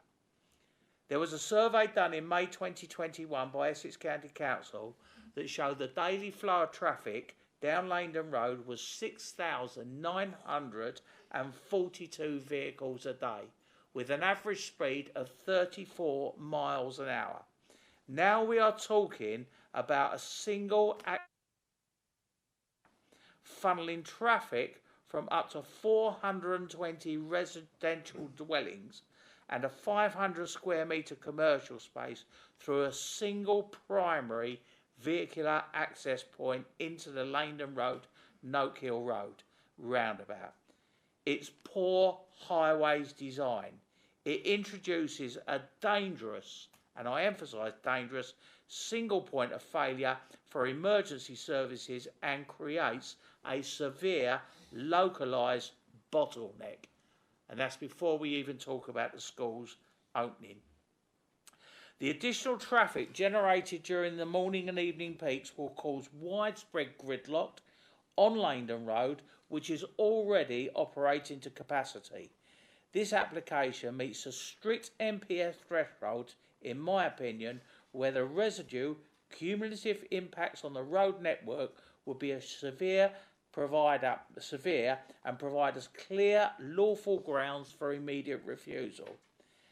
As for the Langdon Road that lacks this physical infrastructure of safely absorbing the massive increase in pedestrian and cycle movements, forcing vulnerable road users to interact with hundreds of new commuter vehicles, compromising basic highway safety. And I speak there as a cyclist.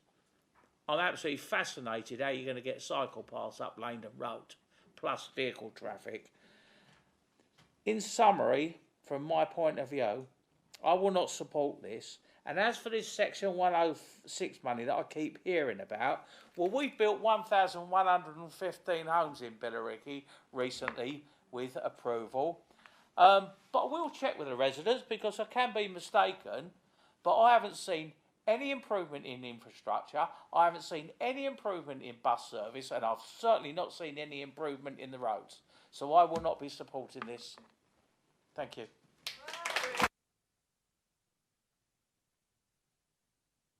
Thank you, Martin. Mike. Yeah, Chair, would like to make a comment, actually. I've got, not on the content of what Councillor Mordecai's just said, but he's just read a lengthy, obviously pre-prepared statement on this application of Councillor Baker, Councillor Baker, no, please sorry, stop. hang on a second. Councillor Baker. Excuse me. He's impugning a member. Yes. You No, I'm not can't- impugning anyone, I'm listen, stating no, facts. you can't do that. He's done his homework. He's looked at it. He's read. He's looked at his agenda and he's made points and Well, comments. I'd like to so ask, I will not. I'd like I to will ask not Council's view on accept that, if I may, because I will not accept my that. understanding from the planning training that we have undertaken in this authority. Why are you muting me, Councillor?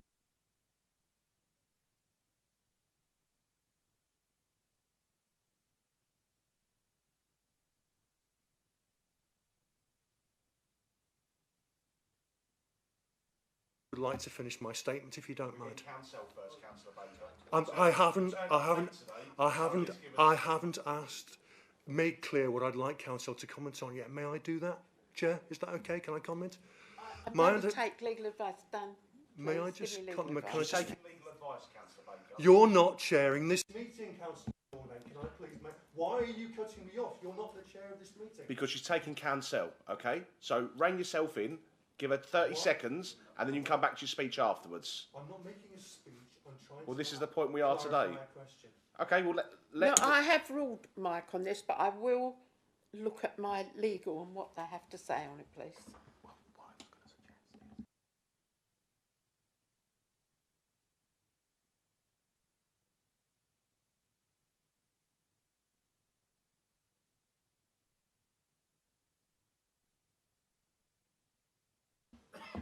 Councillor Baker, if you'd like to ask your legal question. Thank you. Sorry, do you want to just turn your mic off? It's just that from the training that we had, Council, this year's planning training, I think last month, it was made clear that if you read a statement that's clearly pre-prepared, and I think it's correct to say if you're reading from a densely typed sheet of A4, that is the case, that it indicates that you've come to the meeting predetermined on that particular item, and therefore you should recuse yourself and not vote. I'd like your opinion on that, please. Thank you, Councillor Baker. So the test in law ultimately is whether the person has an open mind and appears to have an open mind. Now, obviously, there are various considerations that you take into account, and the advice that you're referring to is typically the advice that everyone receives is don't do it because it may appear that that is the case. However, we are in a position where the councillor is here and he can be asked a question and he can make the statement in response to it. And so, Chair, you might want to consider, given the point has been raised, whether you'd like to ask Councillor Mordecai whether he is satisfied that he has an open mind on this question and whether he's expressed views based on the evidence that he's heard in this committee. And I would suggest, but it's obviously a matter for you, that you ask him that question. Thank you, Dan. Can you tell me that you have an open mind on this? I came here with an open mind, and I'm really annoyed about my character being impugned. Yeah, I've been a police officer for nearly 40 years, and my integrity is being questioned by another councillor here. Teacher. Absolutely disgusting. Yeah. Yes.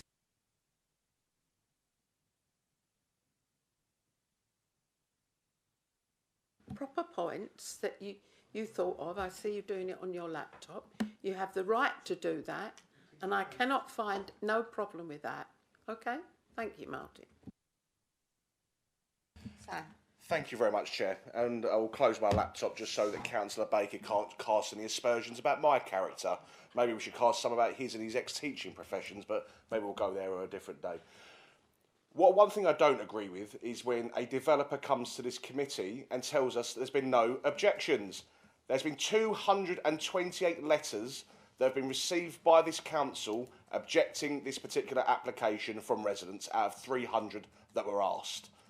That is one of the largest amount of objections we have ever received as a committee. Do not come to our committee and tell us there's been no objections, because you are misleading us, okay? This particular application, I'll make it very clear, okay, is a gross overreach on the Greenbelt, okay? The actual application itself, it does not comply with the Greenbelt policies. So how the hell can we sit here and give approval to a particular application which is going to destroy our Greenbelt? And it's clear from the officer's report. It says that this contributes to urban sprawl and keeps the particular areas separate. Okay, how can we be voting for 420 houses today? I will not be voting for this. Okay, and maybe Councillor Baker, it may be in the previous administration, they would have rubber stamped this straight through. This planning committee is a different planning committee. We come with an open mind, and I applaud Councillor Mordecai for confirming that. I came here with an open mind. But it's people like you and your party, okay, that have ruined this borough. Okay, I won't make it political. No, don't make it political. I won't make it political. No. Okay. But we will not have... Oh, okay, yeah, well... Anyway. So I cannot support this application tonight because I will stand by 228 residents who have made their voice heard today, okay? You may not. You live in Billericay. What a disgrace. How can you go home tonight and look your neighbours in the face, Councillor Baker? Because you bloody well can't. You're a disgrace. Impugning a member, Councillor Larkin, you going to intervene on that one? I'll take that. I was impugning you because you deserved it. Chair, can I have your view on that? No, I'll take a warning on that. No. No, you won't. You're not chairing the meeting. Yes. I'll take a warning. Let the chair chair the meeting. No. Sam has just apologised and said, no, sorry, I shouldn't have said that, okay? We accept his apology, okay? I am chairing the meeting, yes. And Very well as well. If Sam says anything I don't agree with political, I tell him and he listens, okay? And he stops. So I haven't got no more problems, okay? So let's go into the agenda now that we're discussing tonight. Is there anybody else that would like to speak on this before we go into a vote? No? Right, thank you.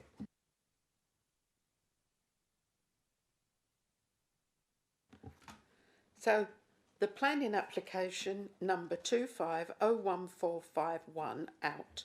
Be granted outline planning permission subject to the completion of a 106 agreement as set out in section 6.0, subject to the conditions set out at the end of the report, with any amendments that might be necessary up to the decision of the decision notice.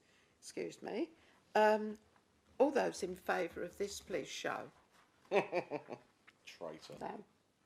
Thank you. Chair, do you want to address that particular point? You move 23A if you want. We're not in a full council meeting, but sorry, just that Councillor John just called me a traitor. That was all. Yeah, I did, but I didn't hear you respond to it. Okay, thank you. Councillor Baker. Are you going to address that, Madam Chair? No, I'm not. Okay. Hey, thank you very much. Thank you. All those against this, please show. I think we have a refusal here, and so we'll give a few minutes so we can come up with a decision on this to refuse. Okay? Thank you. Councillor Locke.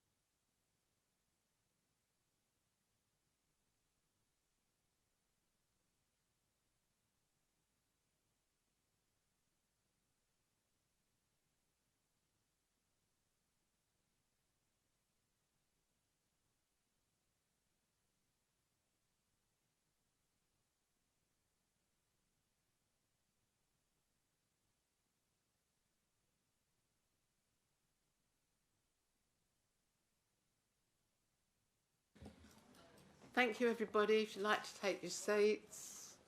Thank you. I'm going to now pass this over to Councillor Martin Mordecai. Martin.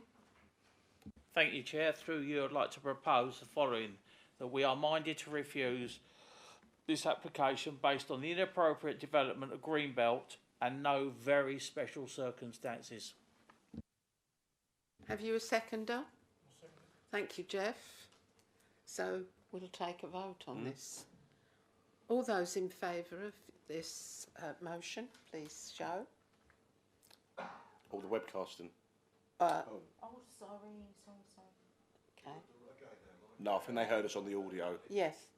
Okay. So, all those against? Any abstentions? Oh, no. No participation. No voting, Michael? Right. Okay. Thank you. And I think this will have to be deferred. Yeah. Okay, thank you very much. Did you want to comment, Dan? No? Thank you. We're going to have a 10-minute break because of the heat. Well, it's cold in here, according to people. That's why I don't want to turn it off. Thank you.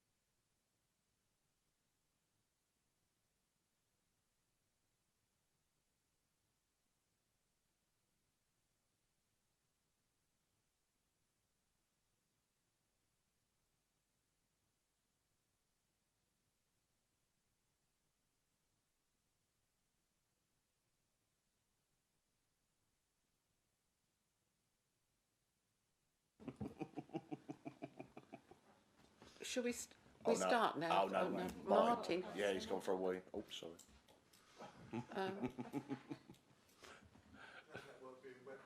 It is being webcast.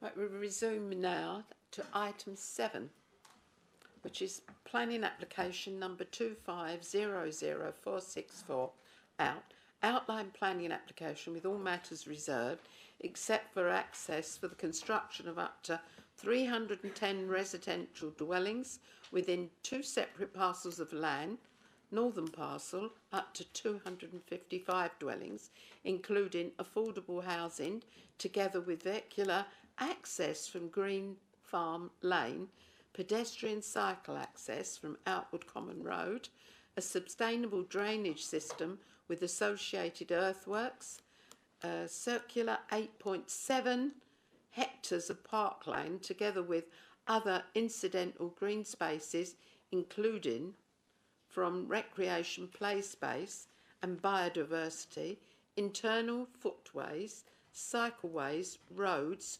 utility buildings and ancillary structures, southern parcel up to 55 dwellings, including affordable housing, together with vehicular access from Greens Farm Lane, a sustainable drainage system with associated earthworks, incidental green spaces, including for play space and biodiversity, internal footways, cycleways, road utility buildings and ancillary structures, land at Greens Farm.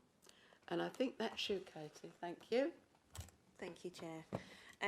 Okay, so as Councillor Larkin just said, it's an outline application. All matters reserved except access. So up to 310 dwellings, 50% affordable housing, public open space, sustainable drainage infrastructure, new vehicle access into Greens Farm Lane, pedestrian cycle access from Outwood Common Road, biodiversity enhancements and landscaping. So if I take you through to the site location plan before you, the site is located south eastern edge of Billericay. The total site area is 22.44 hectares, bounded by Greens Farm Lane to the west, existing residential development to the north and west, Outwood Common Road to the east and south, and there is further residential development also to the south. The site currently is in agricultural use and is not accessible by the public, and the site is also within the Greenbelt. Here is the aerial photograph, which shows existing urban edge immediately adjacent northern, western, southern and eastern boundaries, Mill Meadows, and which is a local nature reserve, and Triple SI, which is located to the west of the site. It's predominantly agricultural land and mature hedgerows and trees, and you'll see that in front of you. These are some site photographs that were taken during a site visit, and it's actually, I'm standing sort of near the northern boundary, looking southwards down towards sort of residential dwellings there that you can see in the background.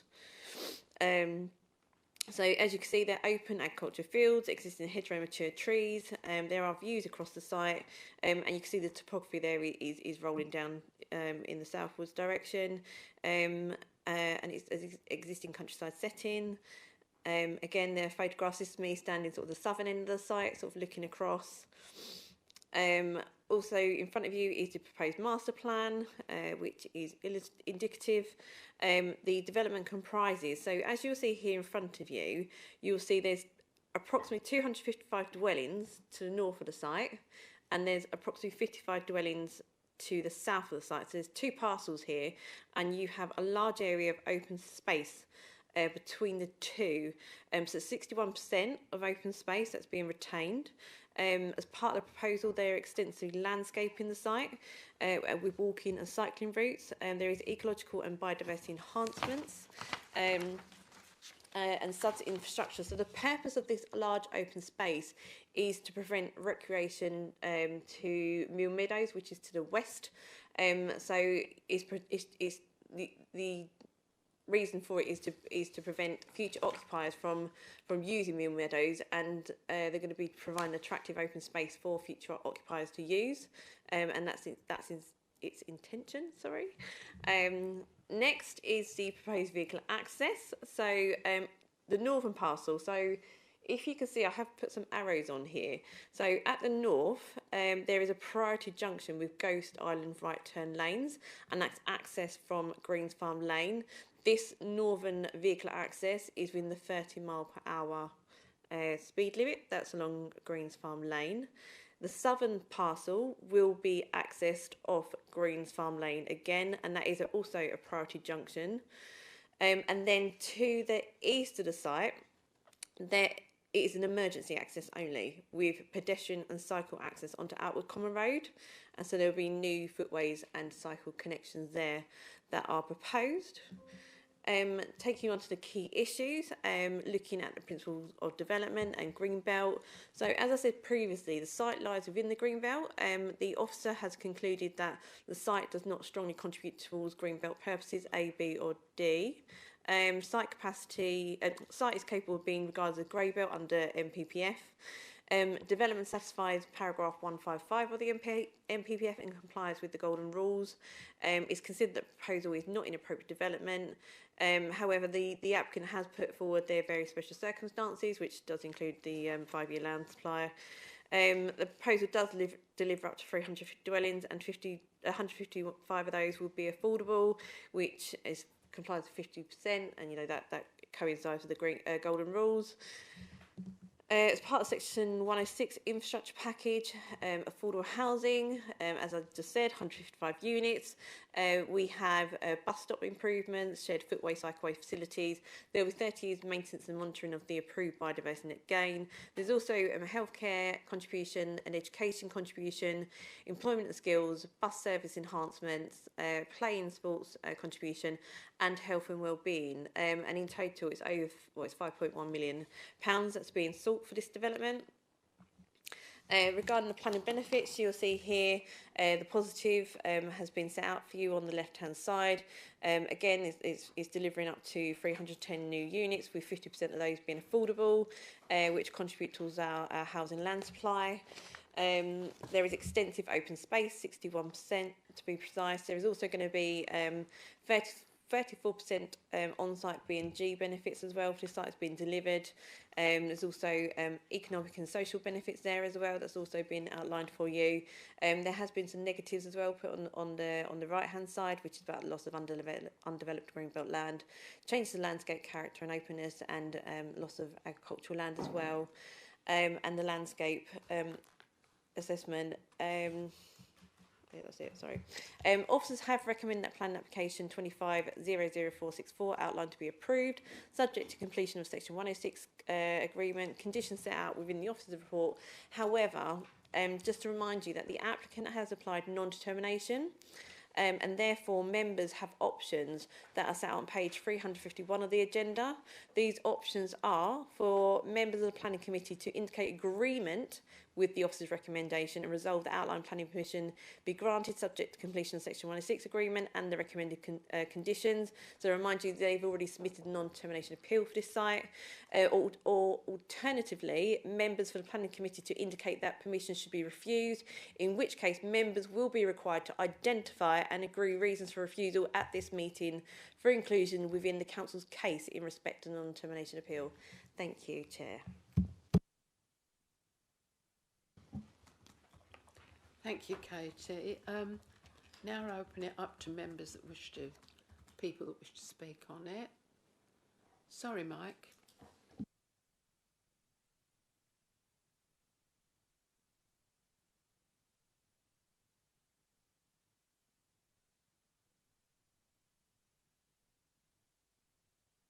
Okay, so we're going for Alistair Dawes.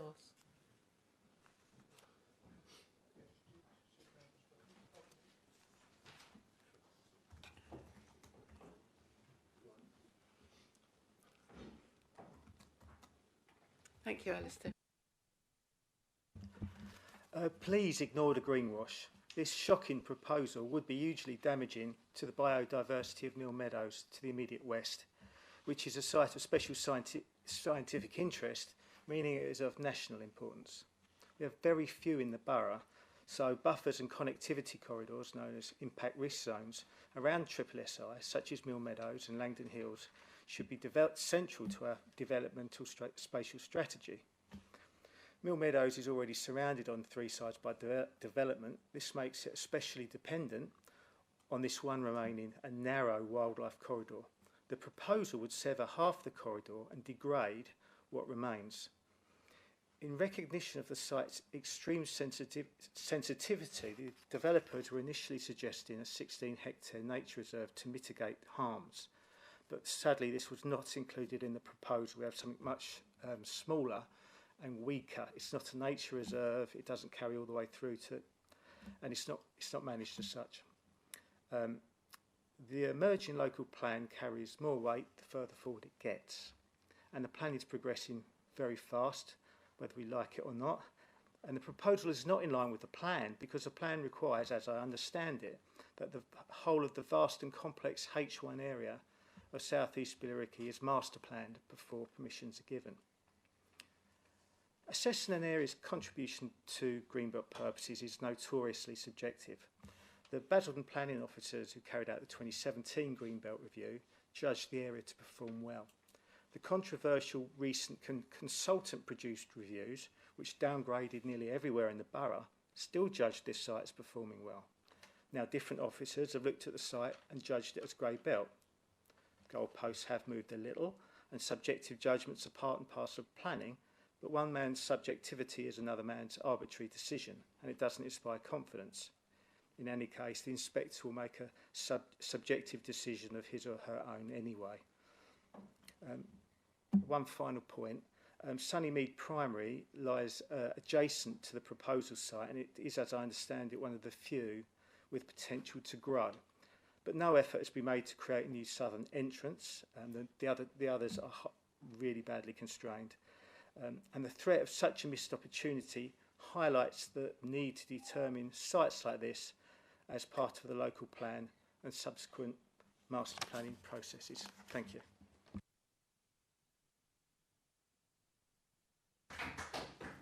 Thank you, Alistair. Vanessa Carter.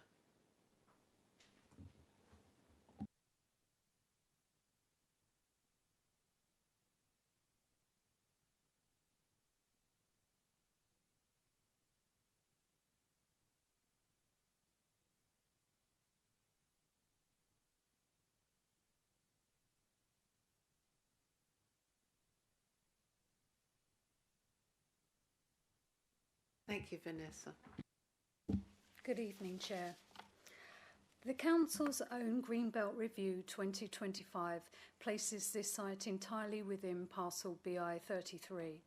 That review concludes the parcel makes a strong contribution to Greenbelt purposes A, preventing urban sprawl, and C, safeguarding the countryside from encroachment. It is also clear that this is not Greybelt.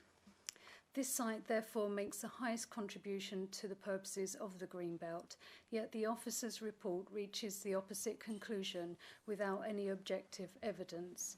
If this land is considered Greybelt, then the same logic would apply to the adjoining Mill Meadows Local Nature Reserve, which sits within the same Greenbelt parcel.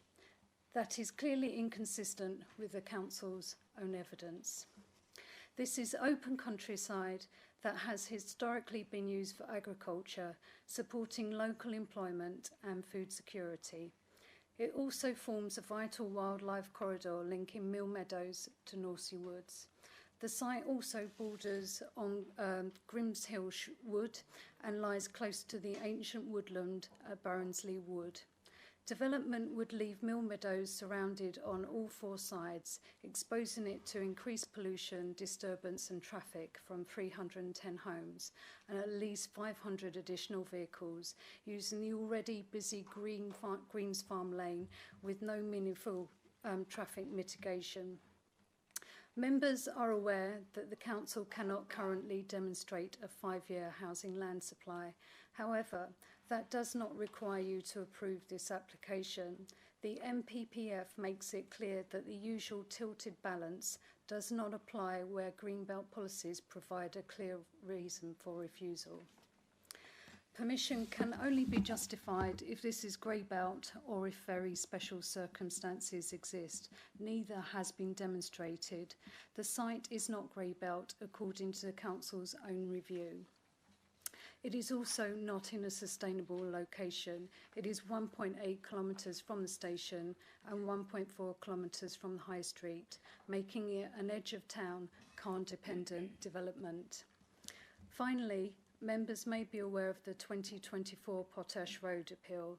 The planning inspector dismissed proposals for 150 homes and a care home with over 31% affordable homes on Greenbelt, despite the council having an even worse housing land supply than today.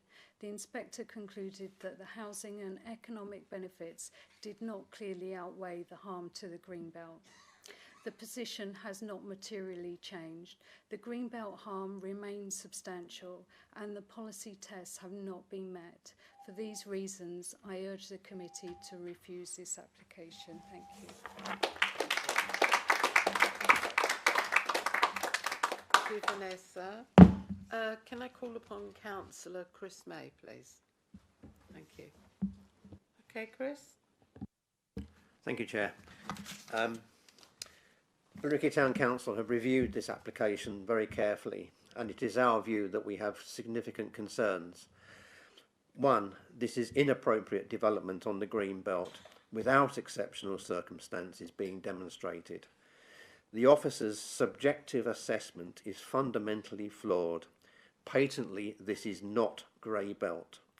Site H1, including this site, is graded by Basildon's own study as strongly contributing to green belt purposes A, B and D. The site is adjacent to Mill Meadows Site of Special Scientific Interest, one of the jewels in Billericay's historic fabric. The urbanisation effect of this development will lead to irreparable harm to the existing ecosystems and wildlife corridors through human activity and pollution resulting. To assert that creation of a recreational open space somehow mitigates this harm is simply not credible and undermines their own arguments. The landscape assessment confirms this site as a valued and sensitive landscape. The proposals are contrary to MPPF Paras 187 to 193 as it fails to adequately mitigate the damage to existing ecosystems. Secondly, highway safety. We note with concern that the traffic census data that's used in the officer's assessment is 15 years old and woefully out of date. Some updated data would need to be incorporated to be credible. The junction of Green Farm Lane and Outward Common Road is an accident black spot. There is no pavement on the east side of Greens Farm Lane, so where do the pedestrians go? There are no traffic mitigation or pedestrian safety measures proposed to protect the 750 odd residents of this development. Greens Farm Lane is on a steep incline where traffic speeds often exceed, typically above 30 miles an hour. We strongly suggest that any approval of this would have to incorporate significant controls on traffic flows. In summary, this constitutes an unsustainable location for development, taken as a whole, given its contribution to Greenbelt purposes, a safe haven for wildlife adjacent to the SSI, valued and sensitive landscape features, distance from key services, lack of GP cover, highway safety issues, lack of school places for the 400 plus children, and a lack of public transport. Putting pounds into S106 pots does not deliver itself any vital public services usable by existing or future residents, and we urge that this proposal is refused. Thank you.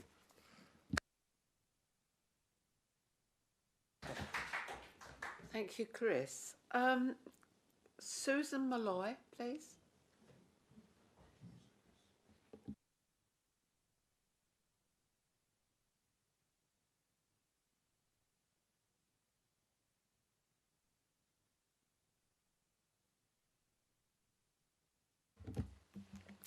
Thank you, Chair and Councillors. I have lived in the Rising for the last 35 years and my property backs onto the proposed development. I'm speaking tonight on behalf of local residents to urge the committee to refuse planning permission for this application.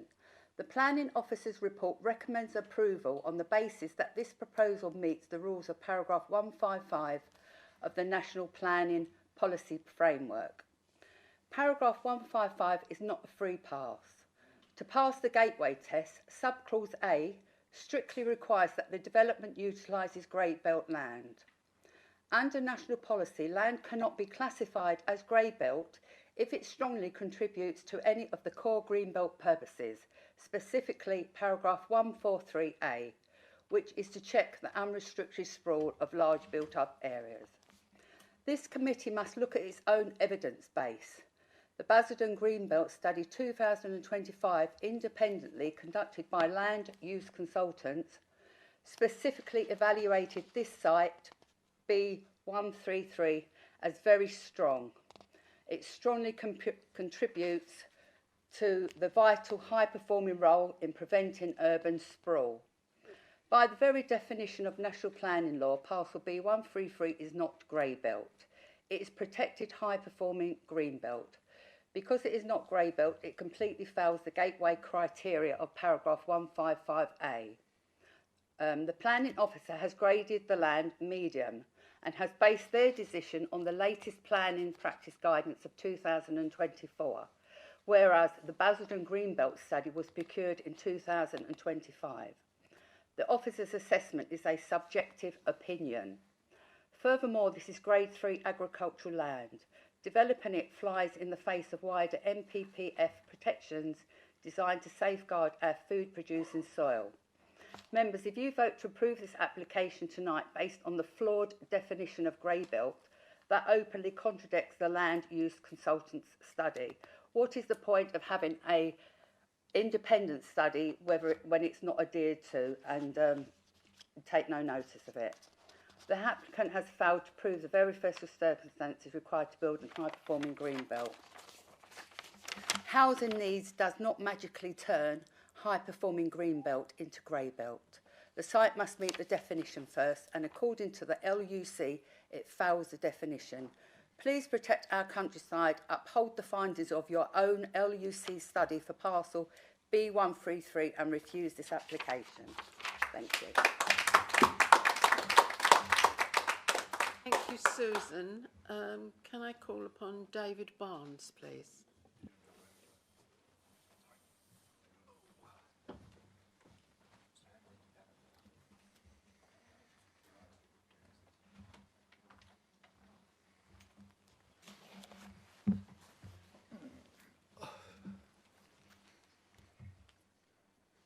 Thank you, David.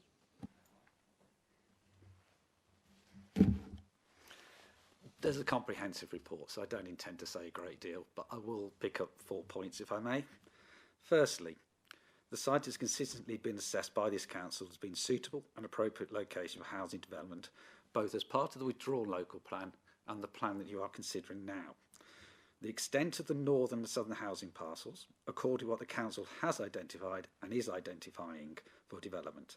Therefore, this is not a proposal which is seeking to break new grounds as a sustainable location for housing growth within the borough. Secondly, although the site is in the green belt, it has been objectively assessed to be grey belt. And here I wish to clarify one point. The assessment is applicable to the site itself, The land use consultant's report on the Greenbelt study refers to a larger parcel. And there's an important distinction to be drawn there, and that is why the planning officers have undertaken that assessment of the site rather than the parcel. The scheme is able to satisfy being grey belt, it meets the golden rules, and therefore the presumption in favour of sustainable development does apply to this proposal. Thirdly, there are objections from local residents which have been articulated tonight. However, there are no technical or environmental grounds from the responsible consultees to the development of the site for up to 310 dwellings. Subject to appropriate conditions and planning obligations, there are no outstanding concerns with matters such as access locations, traffic impact on the local network, provision of improved public transport, ecology, heritage, healthcare, education, water supply, sewage treatment, air quality and noise. Finally, this is not just a scheme that would deliver homes, including 50% affordable homes. An extensive area of open space is proposed, some 60% of the site, that will provide a new recreation resource accessible to the existing community and future residents. The open space, especially the 8 hectares of parkland, will take some of the recreational pressures away from Mill Meadows, as well as delivering significant biodiversity net gain, namely 33% gain in habitat units and 66% in hedgerow units. Reducing recreational pressure at Mill Meadows was a key part of the pre-application discussions with Natural England, who are the responsible body for sites of special scientific interest. And together, the open space will maintain that wildlife corridor you've heard about today, linking Mill Meadows to the woodlands towards the east. Finally, I think one comment was made about the traffic data and reference to the 2011 census. I wish to reassure the committee that the surveys were undertaken prior to the application being submitted in 2025. The census data is used in terms of travel to work because the 2021 census data is compromised by COVID. That's not anybody's fault for obvious reasons. So finally, as you'd expect, I commend the planning officer's report and the recommendation to committee. Thank you very much indeed. Thank you, David. Now we're going to questions on this application. Mike. Thank you, Chair. I've got a couple actually. So through you, could I just ask the officer, do you agree with the statement that I think Alistair Dorr made that this development would have a huge impact on Mill Meadows? Can someone turn that mic off at the back there? Sorry, We're doing it all right. So as part of this application, the impact on Mill Meadows has been robustly assessed. It is set out in the committee report at paragraphs, paragraphs 5.6, where we looked at the habitat regulation assessment, as well as 5.7, which relates to nature conservation and the impact on Mill Meadows. Also, as part of this application and the pre-application, we had extensive conversations with Natural England. They are the body that oversees the SSSIs, which Mill Meadows is. Extensive conversations took place between the applicant and Natural England in regard to the amount of open space that's going to be provided on the site. We consulted them as part of the application as well, which you can see set out in the habitat regulations. The mitigation that's been put forward, so the public open space being 13.79 hectares of public open space, and 8 hectares of that is semi-natural green space designated to SANG standard. Also within section 5.7, it clearly states that 5.7.2 that to address the risks, the applicant proposed comprehensive mitigation strategy designed to draw recreation activity away from Mill Meadows. So that's the purpose of that open, large, expansive open space in the site, is to draw recreational pressures away from Mill Meadows because of its protections. And so therefore no objections was raised by Natural England. Also, that was also assessed by county ecologists as well, who also raised no objections. So yeah, I do consider what's being put forward does not have a significant impact on Mill Meadows. Thank you. Can I just ask a kind of linked follow-up question? So on that point about recreation, in paragraph 5.2.34 it says Potential impacts from increased recreational pressure will be mitigated through the provision of substantial on-site open space. As you said, am I misreading this? It sounds like we don't, if this development goes ahead, it sounds like we don't want the people there to use Mill Meadows, but it's okay for everybody else in Billericay to use Mill Meadows. Am I missing something? So the purpose of it is to encourage additional recreational pressure away from Mill Meadows. So it'll be for the benefit of the future occupiers. Should existing residents use it, it'll be open to existing residents as well, should they wish to choose to walk around the open space that's being provided. Okay, it sounds like we're trying to discourage people from using Mill Meadows, and I don't really understand. It's to protect the ecological status of the site itself. So it is a nature reserve, it's a triple SI. So, it won't completely discourage people from using it, but the purpose of it is to prevent additional recreational pressure to protect the ecological status of that site.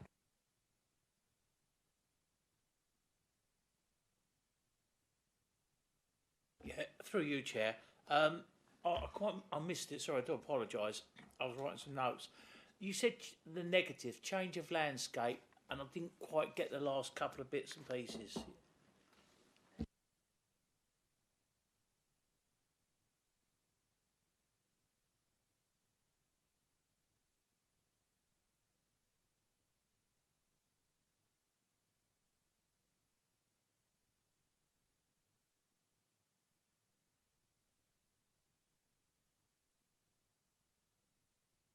Icon over, sorry.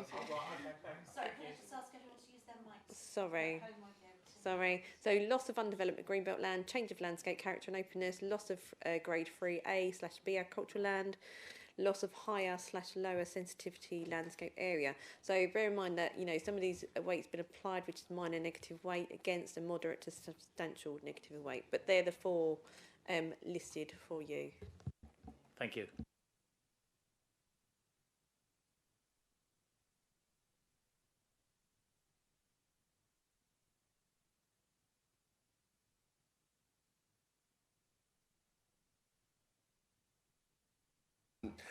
I do apologise, I have quite a number of questions on this particular one, which I'm sure you will appreciate or not.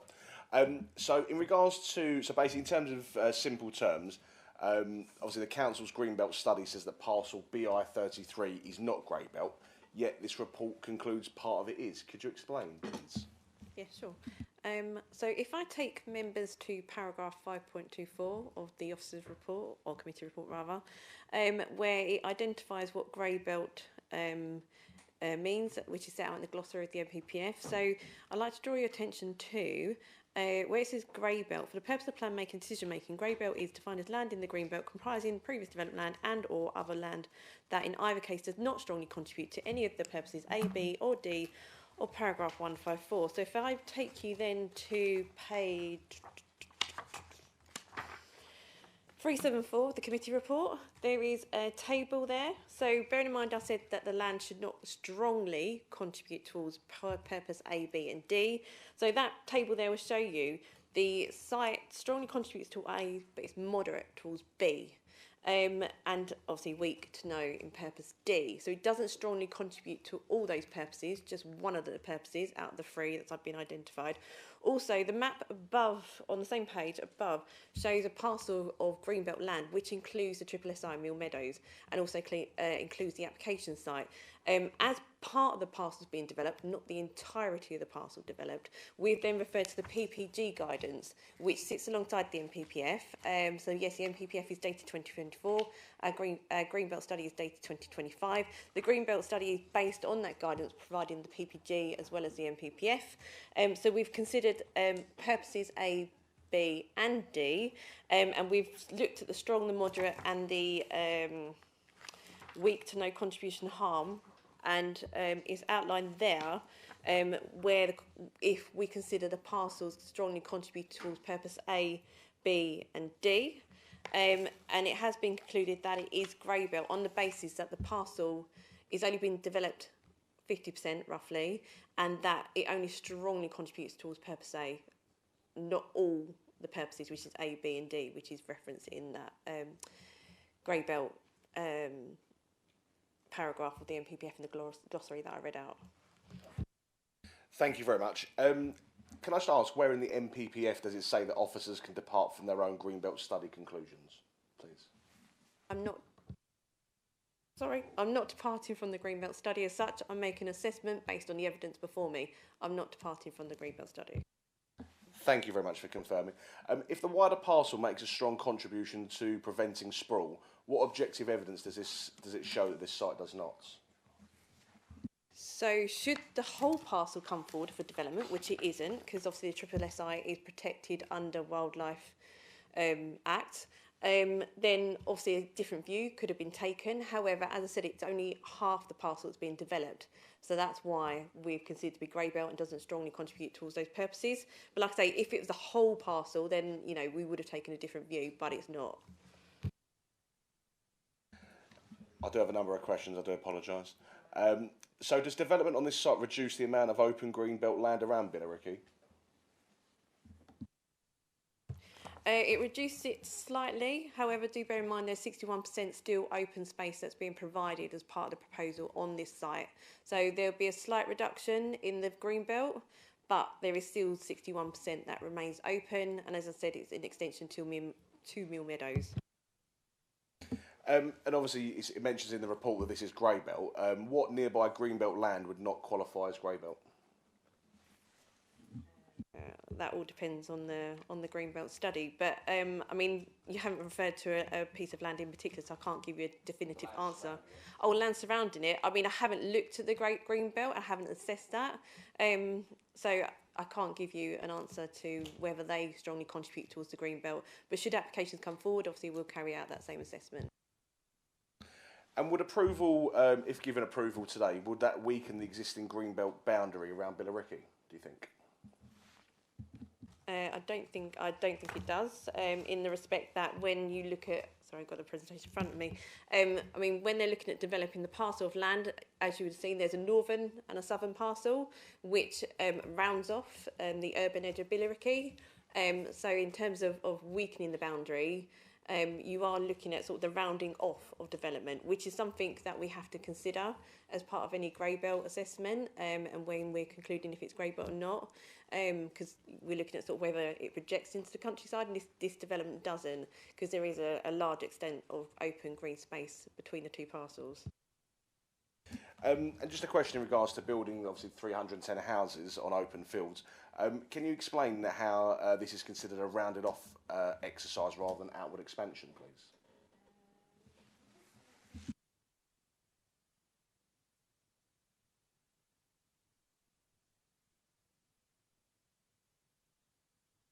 Before you is the indicative master plan. So in terms of rounding off, you have got existing residential development to the north and to the west. So you will see that extension as sort of a rounding off of the urban area of Billericay, and similarly to the south, you've got development to the south of the parcel and to the west of the parcel. So again, that would be seen as rounding off. If they were developing the whole parcel and not leaving any open space, that's when you can consider it to be projecting. But they are, in this instance, rounding off the urban edge of Billericay.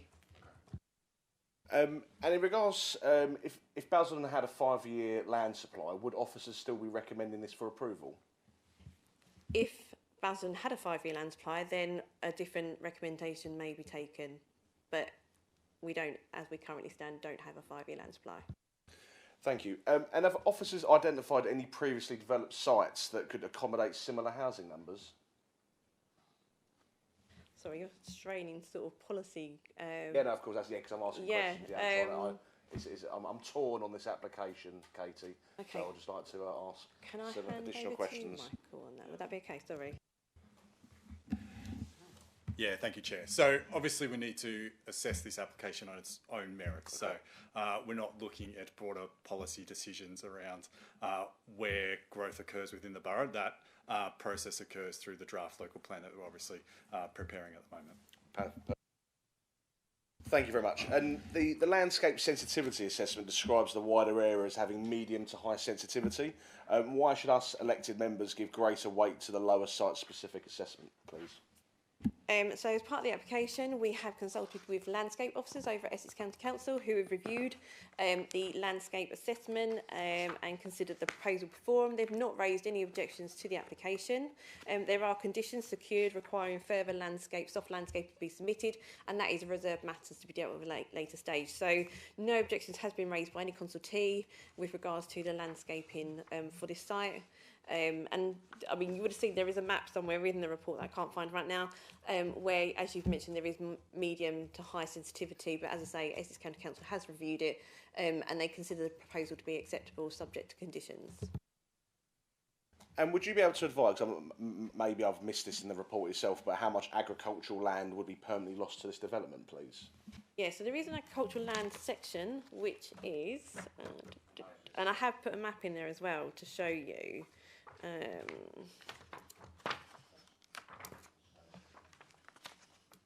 Yeah, so on page 413 of the committee report, there is the agricultural land classification map, and my assessment starts at section 5.12 of the report on page 412.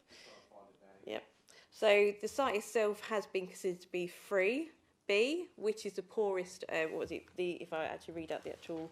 So 3B is considered to be moderate, whereas 3A is considered to be best and most versatile. So NPPF, so National Policy, does advise that we shouldn't be developing grade 1 or 2 sites.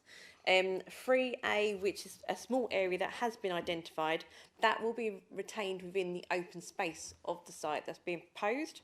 So the rest is 3B. So that's the NPPF, the policy requirements, does advise that development should be steered towards 3B agricultural land, which the majority of this site is, apart from a small sliver in dark green on the on that map there on page 413. Thank you for that. Again, sorry, apologies if I missed this in the report, but could you point out whereabouts in the report it says that there will be no loss of openness, please? Because the site is deemed to be grey belt, we don't have to carry out that exercise about the openness of the green belt. And is it accepted by officers that views across open countryside will be changed permanently with this development? That is the view, yeah. So I can't deny that. If the development was to go forward, then yes, views of that parcel of land, the countryside, will be changed permanently due to the development that is proposed. And would you be able to clarify what exactly remains rural about the site after 310 dwellings are built, please? I mean, you've still got countryside remaining around the site. You know, there is a large area of open space that will be retained as part of the development, but will still remain within a rural setting, as you've still got open agricultural fields that are to the east of the site and southwards. So yeah. And just regards to the highway statement as well, so obviously residents repeatedly describe the Greens Farm Lane and Outward Common Road junction as problematic. What independent evidence demonstrates residents are wrong? So as part of this application, you know, I'm going to say they've submitted a transport assessment, which was... Sorry, was that Councillor Baker? Yeah, I was just wondering if you could also outline what independent evidence suggests they're right as well. That would be useful. Yes, so a transport assessment was submitted with this application. It was dated February 2025, and like all transport assessments, they have to undertake their surveys, transport surveys for the site, which would indicate their site access, you know, the amount of development that can be provided on the site. They provide their trip data and their,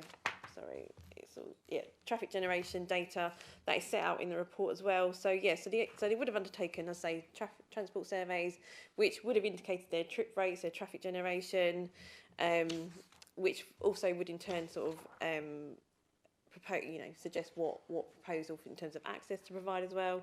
But like always, we have consulted the Essex County Council, we have had extensive conversations with them, and they've not raised any objections to the proposal subject to conditions and Section 106 contributions. Just a couple more questions. I do apologise. I know we're getting towards 11 o'clock, the end of the meeting, so let me ask these questions before we get to that point. If traffic levels increase beyond those predicted in the transport assessment, what mechanism exists to require further highway mitigation, please?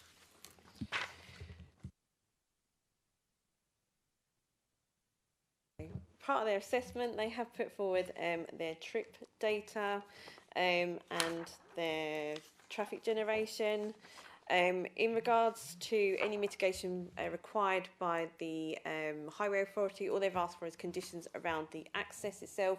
They haven't, and obviously they've asked for contributions towards the bus service, etc. But they haven't asked for any off-site mitigation for this site, unlike other sites. So they feel that the trip generation information put forward is acceptable, for not to ask for anything further beyond what they have asked for. And my final question before we get to 11 o'clock. What part of the Greenbelt study should members disregard when making their decision tonight? I would advise members to look at the evidence base. I wouldn't necessarily say disregard anything. You've got to consider everything in its entirety. Obviously, members are entitled to make a decision on what they want, but I wouldn't advise you disregarding anything. So I think you should be looking at everything that we've also looked at, so national policy, local policy, as well as the evidence base, and I wouldn't ask you to disregard any of it. Sorry, just one more, I do apologise. In terms of the applicant's case, what is the weakest part of this particular application, and if officers had to overcome that before reaching a recommendation for approval, what would that be, please? Well, there hasn't been any objections raised in this application. So thinking about technical matters such as highways ecology, flooding, that kind of thing, there has been no technical, there's been no objections raised by consultees. So, I mean, I wouldn't go against the recommendation that I've made professionally. I've recommended that I've concluded that it's grey belt, and I've looked at all the technical data, and as I say, there's been no objections raised by any external consultees for me to draw a conclusion otherwise. Perfect. Thank you very much for answering a very comprehensive set of questions. Thank you very much. I think maybe where are we? Are we nearly at 11 o'clock? Oh, we're at 11 o'clock, so maybe we need to wrap this up. Yes. Thank you, Sam, for your forensic questioning. That was very interesting. Thank you. Always happy to do so. Martin. Yeah, through you, Chair. Am I allowed to ask a question of council?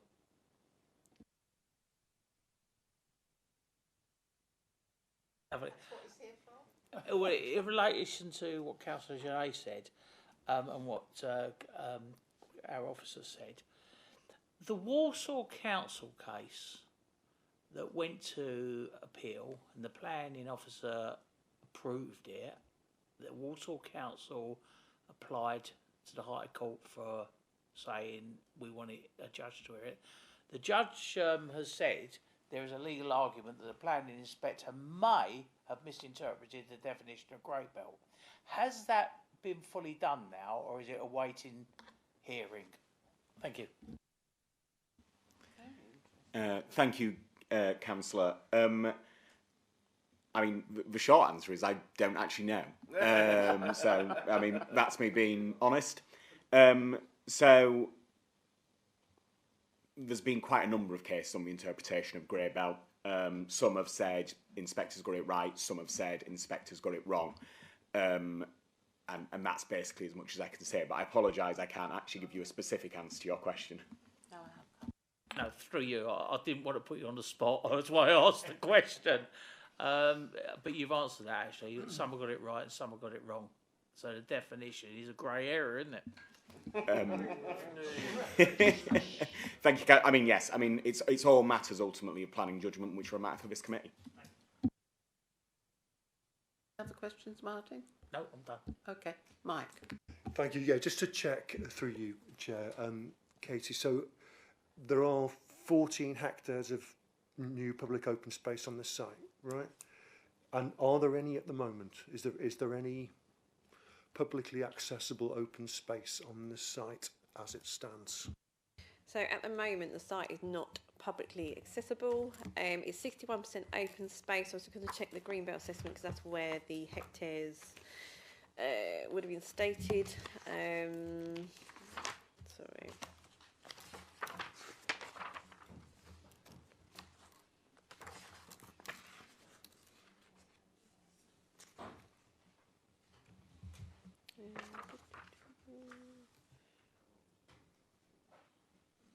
Yeah, so it is 13.79 hectares. So if you want to round up, then yes, 14. So yeah, that is hectares of open space.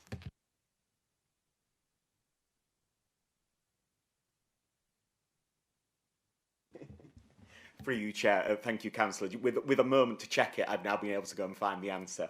So it was decided by the inspector in March, and JRs normally take about a year, and planning appeals normally take about a year. So no, there's not been a decision yet. But what I said before still stands. As you say, it's matters of judgment.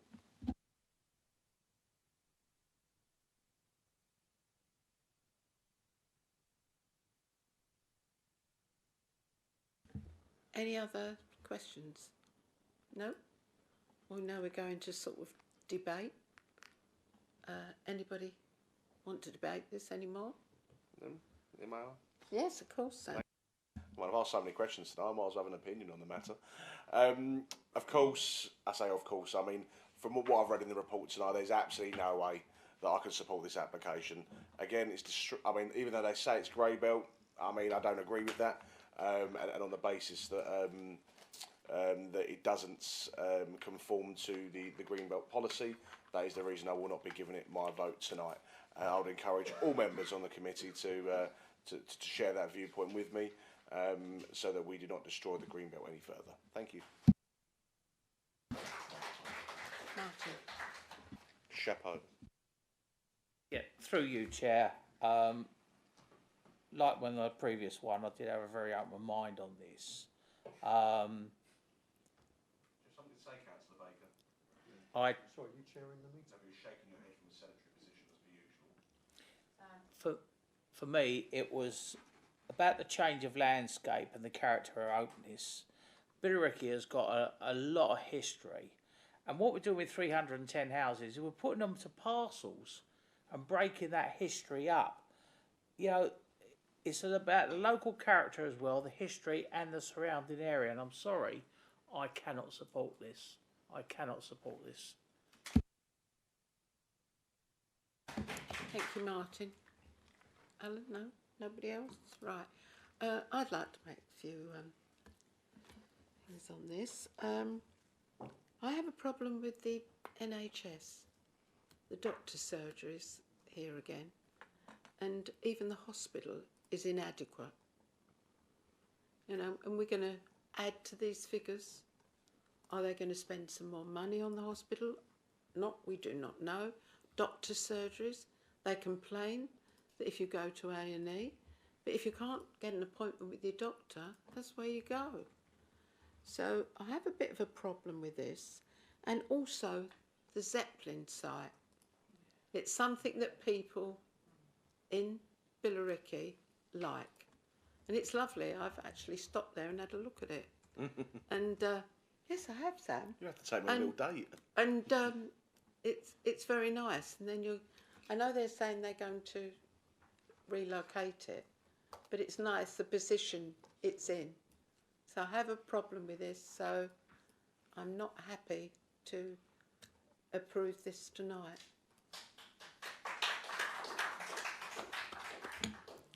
So if we have no more questions from anyone, have you anything to say, Dan? No? Right.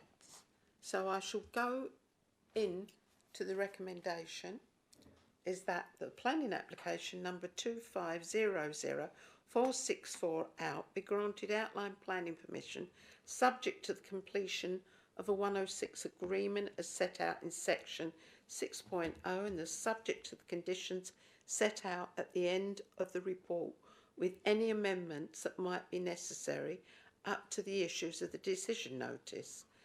And the options for planning committees indicated agreement with the officer's recommendation and resolve that outline planning permission be granted subject to the completion of the section 106 agreement and the recommended planning conditions. All those in favour, please show. Thank you. All those against? And we obviously haven't got any abstentions. So, because we don't have.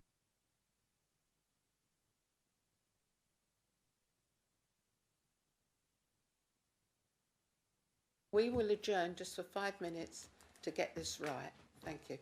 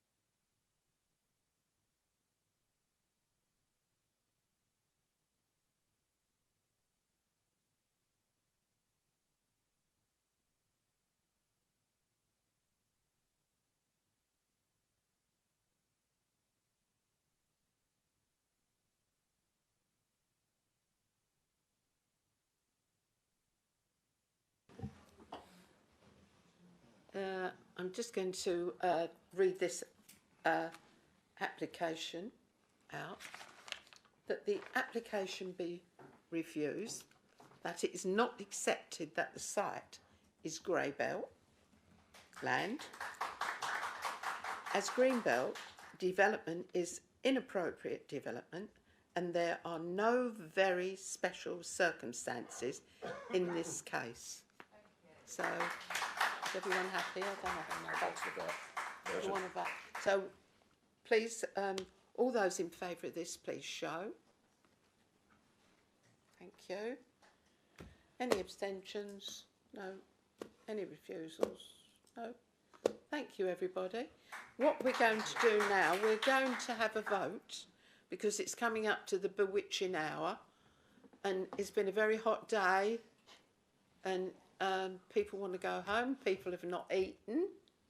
So I'm going to ask everybody if I bring the guillotine down now. No, to adjourn the meeting. Pardon? To adjourn the meeting, can't do guillotine. Yes. Yeah.